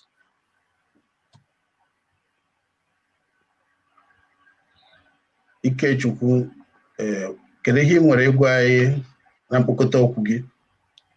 Ndewo ụmụnne, ihe mmụọ nwere ịgwa anyị nwa bụ ka anyị mara na anyị nwere nsogbu na anyị Igbo anyị, and nsogbu anyị nwere bụ ndị ikwe na ndị ekwe. Dịka nwanne anyị nwanyị Dr. Chioma si kwuo okwu, anyị na-ediri ijikọ onwe anyị ọnụ, mana ọnụ anyị ga-ejikọ onwe anyị bụ ịma na anyị chọrọ Biafra, and Biafra bụ the only thing bụ ya bịa today, because before this time anyị nwere structure. Mgbe Nnamdi Kanu pụtara as a Biafran leader, mgbe nwere all the those ya na ọchịchị mgbe anwa, nwere structure, and that structure I believe na the structure card, and all a structure that will favor all Biafrans. So ka anyị ghara iji ụjọ dịka nwanne anyị nwaanyị si kwuo, ma ọ ka agaba ọgụ ọzọ. Ọ bụghị isi na ị chọrọ freedom ga-enwe onye kwesịrị, onye ghọtara nụ n'obodo oyibo enweghị onye na-egbu ibe ya because maka na ị kwuru okwu, enwere freedom. So m chọrọ ịgwa ndị be anyị, ndị na-ege ntị, ndị ga-agwa ọchịkwa n'ife anyị mere n'ụbọchị taa bụ ka ha mara na the only way anyị nwere iji were mana ọganihu anyị bụ through Biafra. Anyị nweta Biafra, anyị kwubezi okwu ka anyị ga-esi enwe ndị ọzọ, mana ndị ọchịchị anyị nwere bụ ha bụ nsogbu anyị nwere, maka na achọọ ha ịnọ n'okpuru mmadụ. Anaghị m ekwu okwu ha wee lose ife ha nwere, because enwe nke ha ga-lose. Biafra will go for anything that belongs to any Biafran citizen. So let them be rest assured but we need their support to actualize what we need. That is Biafra for all. There one. Thank you very much. Ugobuzuo, kedu ihe nwere iji wee kpọkọta okwu a?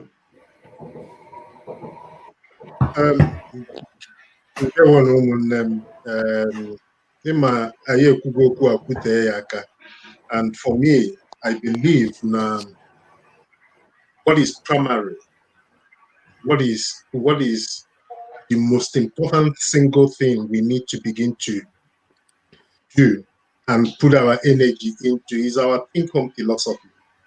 How can we develop our Igbo nations to the point that we will be able to get the kind of leaders that will actually seek for restructuring and develop and evolution, then ultimately get us to the position, if required, of an independent state. Step by step. But we cannot have a restructured state today. What would be the success of our restructured state if we cannot learn how to develop what we have? What would be the success of our independent state if we don't have leaders, if we are not within ourselves leaders that could develop the resources that we have? Let us concentrate our efforts today on building what we have, taking the next step to a restructured nation, because we have the right leadership and the right economic might to actually make those negotiations and then progress to the next stage when required. I think this is the way to go. That is my position. Thank you very much, Ogobuzu. Barrister Chika, do you have anything to say? Well, you ask everybody to conclude. Obviously, I'm going to say something. First of all, let me thank all the participants. First, thank you, Emeka, for giving us the opportunity to speak to our people. I believe that these are very important issues for Igbos. And let me say great thank you to all those who participated in this program. I respect everybody's opinion. We can disagree, but we need to respect each other's opinion. But in concluding, I do believe that the best thing for Igbos is to remain in the larger structure of Nigeria, but have devolution, if I may borrow that word from Dr. Sharma, and or restructuring as the case may be. And I believe that restructuring is possible. I believe that proper negotiation, that we can get restructuring. I also believe that it is possible for us to get an Igbo president in 2023. Now, with respect to Nnamdi Kanu, I respect Nnamdi Kanu for who have to lead people. Leading people is not easy. Whether I disagree with him on his modus operandi is an entirely different thing. So for that, I respect him. There's no doubt about that. But I disagree with the way he puts our young people into harm's way. I don't agree with that. And I believe that because they don't have a platform upon which to engage and negotiate with the federal government, and bearing in mind that this is not, referendum is not part of our constitution, that if you want it, you have to make legislation to change it. I don't think they're going to get it. And I think the best thing will be for us to go through constitutional means, because the last thing I'm going to say, Igbo economy is larger than the landmass. Thank you. Daalụ na ụmụnne m, na njedebe ọnọdụ anyị na mgbede nke tata. Ana m ekele onye ọbụla wepụtara oge ya wee bịa ka anyị nwee mkparịta ụbụbọ na Igbo nọ n'ụzọ ije. Ana m ekele onye ọbụla, Ugobuzuo, ana m ekele gị, Barrister Chika, ana m ekele gị, Dr. Chioma, ụkpa ekele ka m bụ abịakwute gị. Ifechukwu kwuru, Chief, ana m ekele gị rinne. Nwanne anyị nwoke bụ Maazị Ikechukwu, ana m ekele gị. Daalụ. Mana ịkpọkọta okwu m na mgbede nke tata, ọ kwere m ka nghọta na ihe aha na-ekwu n'Igbo enwere ofu obi ka m na-afụ na mgbede a, maka mmadụ ise anyị dị ebe a enwere ike ịkpakọrịta ụbụbọ chịkọta okwu ọnụ ka okwu anyị bụrụ ofu. ka anyị wee jekwube ndị gọọmenti ma ọ bụ kosinadị ka anyị ga-esi wee dozi ana Igbo be anyị. Ana m ekele onye ọbụla na atụmatụ nke o wepụtara ka anyị wee nwee ike idozi be anyị, mana n'obi nke m na-asị na-enye ndị Igbo ndụmọdụ ka anyị nwee ike ịkpakọta ọnụ were ofu obi. Ọ bụrụ na anyị sị na ọ bụ restructuring in Nigeria ka anyị chọrọ ka Igbo niile bụrụ ofu wee sị na ọ bụ restructuring. Ọ bụrụ na Biafra ka anyị chọrọ ka Igbo niile bụrụ ofu wee chọba ya bụ Biafra. Mana o kwe ka nghọta na ndị ụfọdụ na-ekwu na Biafra adịrọ viable, restructuring adịrọkwu. Mana ka o si na dị, ana m ekene onye ọbụla anyị ka ya enwekwa mkparịta ụbụbọ ọnụnwa n'oge na-adịrọkwa anya n'ụzọ dị ọzọ, maka na azị n'oge adịrọzi n'oge mgbede tata bụ ụbọchị ọmụmụ m. Amasị ka mee ka emechie, maka ị na-anya n'azụ ebe ị ga-afụ achịcha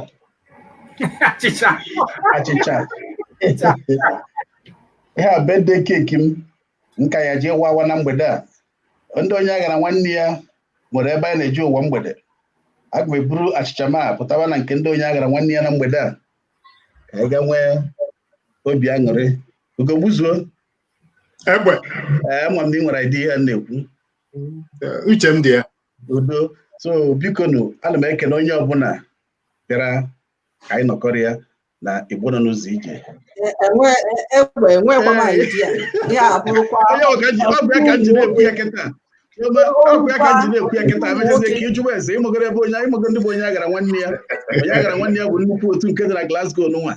Anyị nwere ebe anyị na-adị enwebe ụwa mgbede.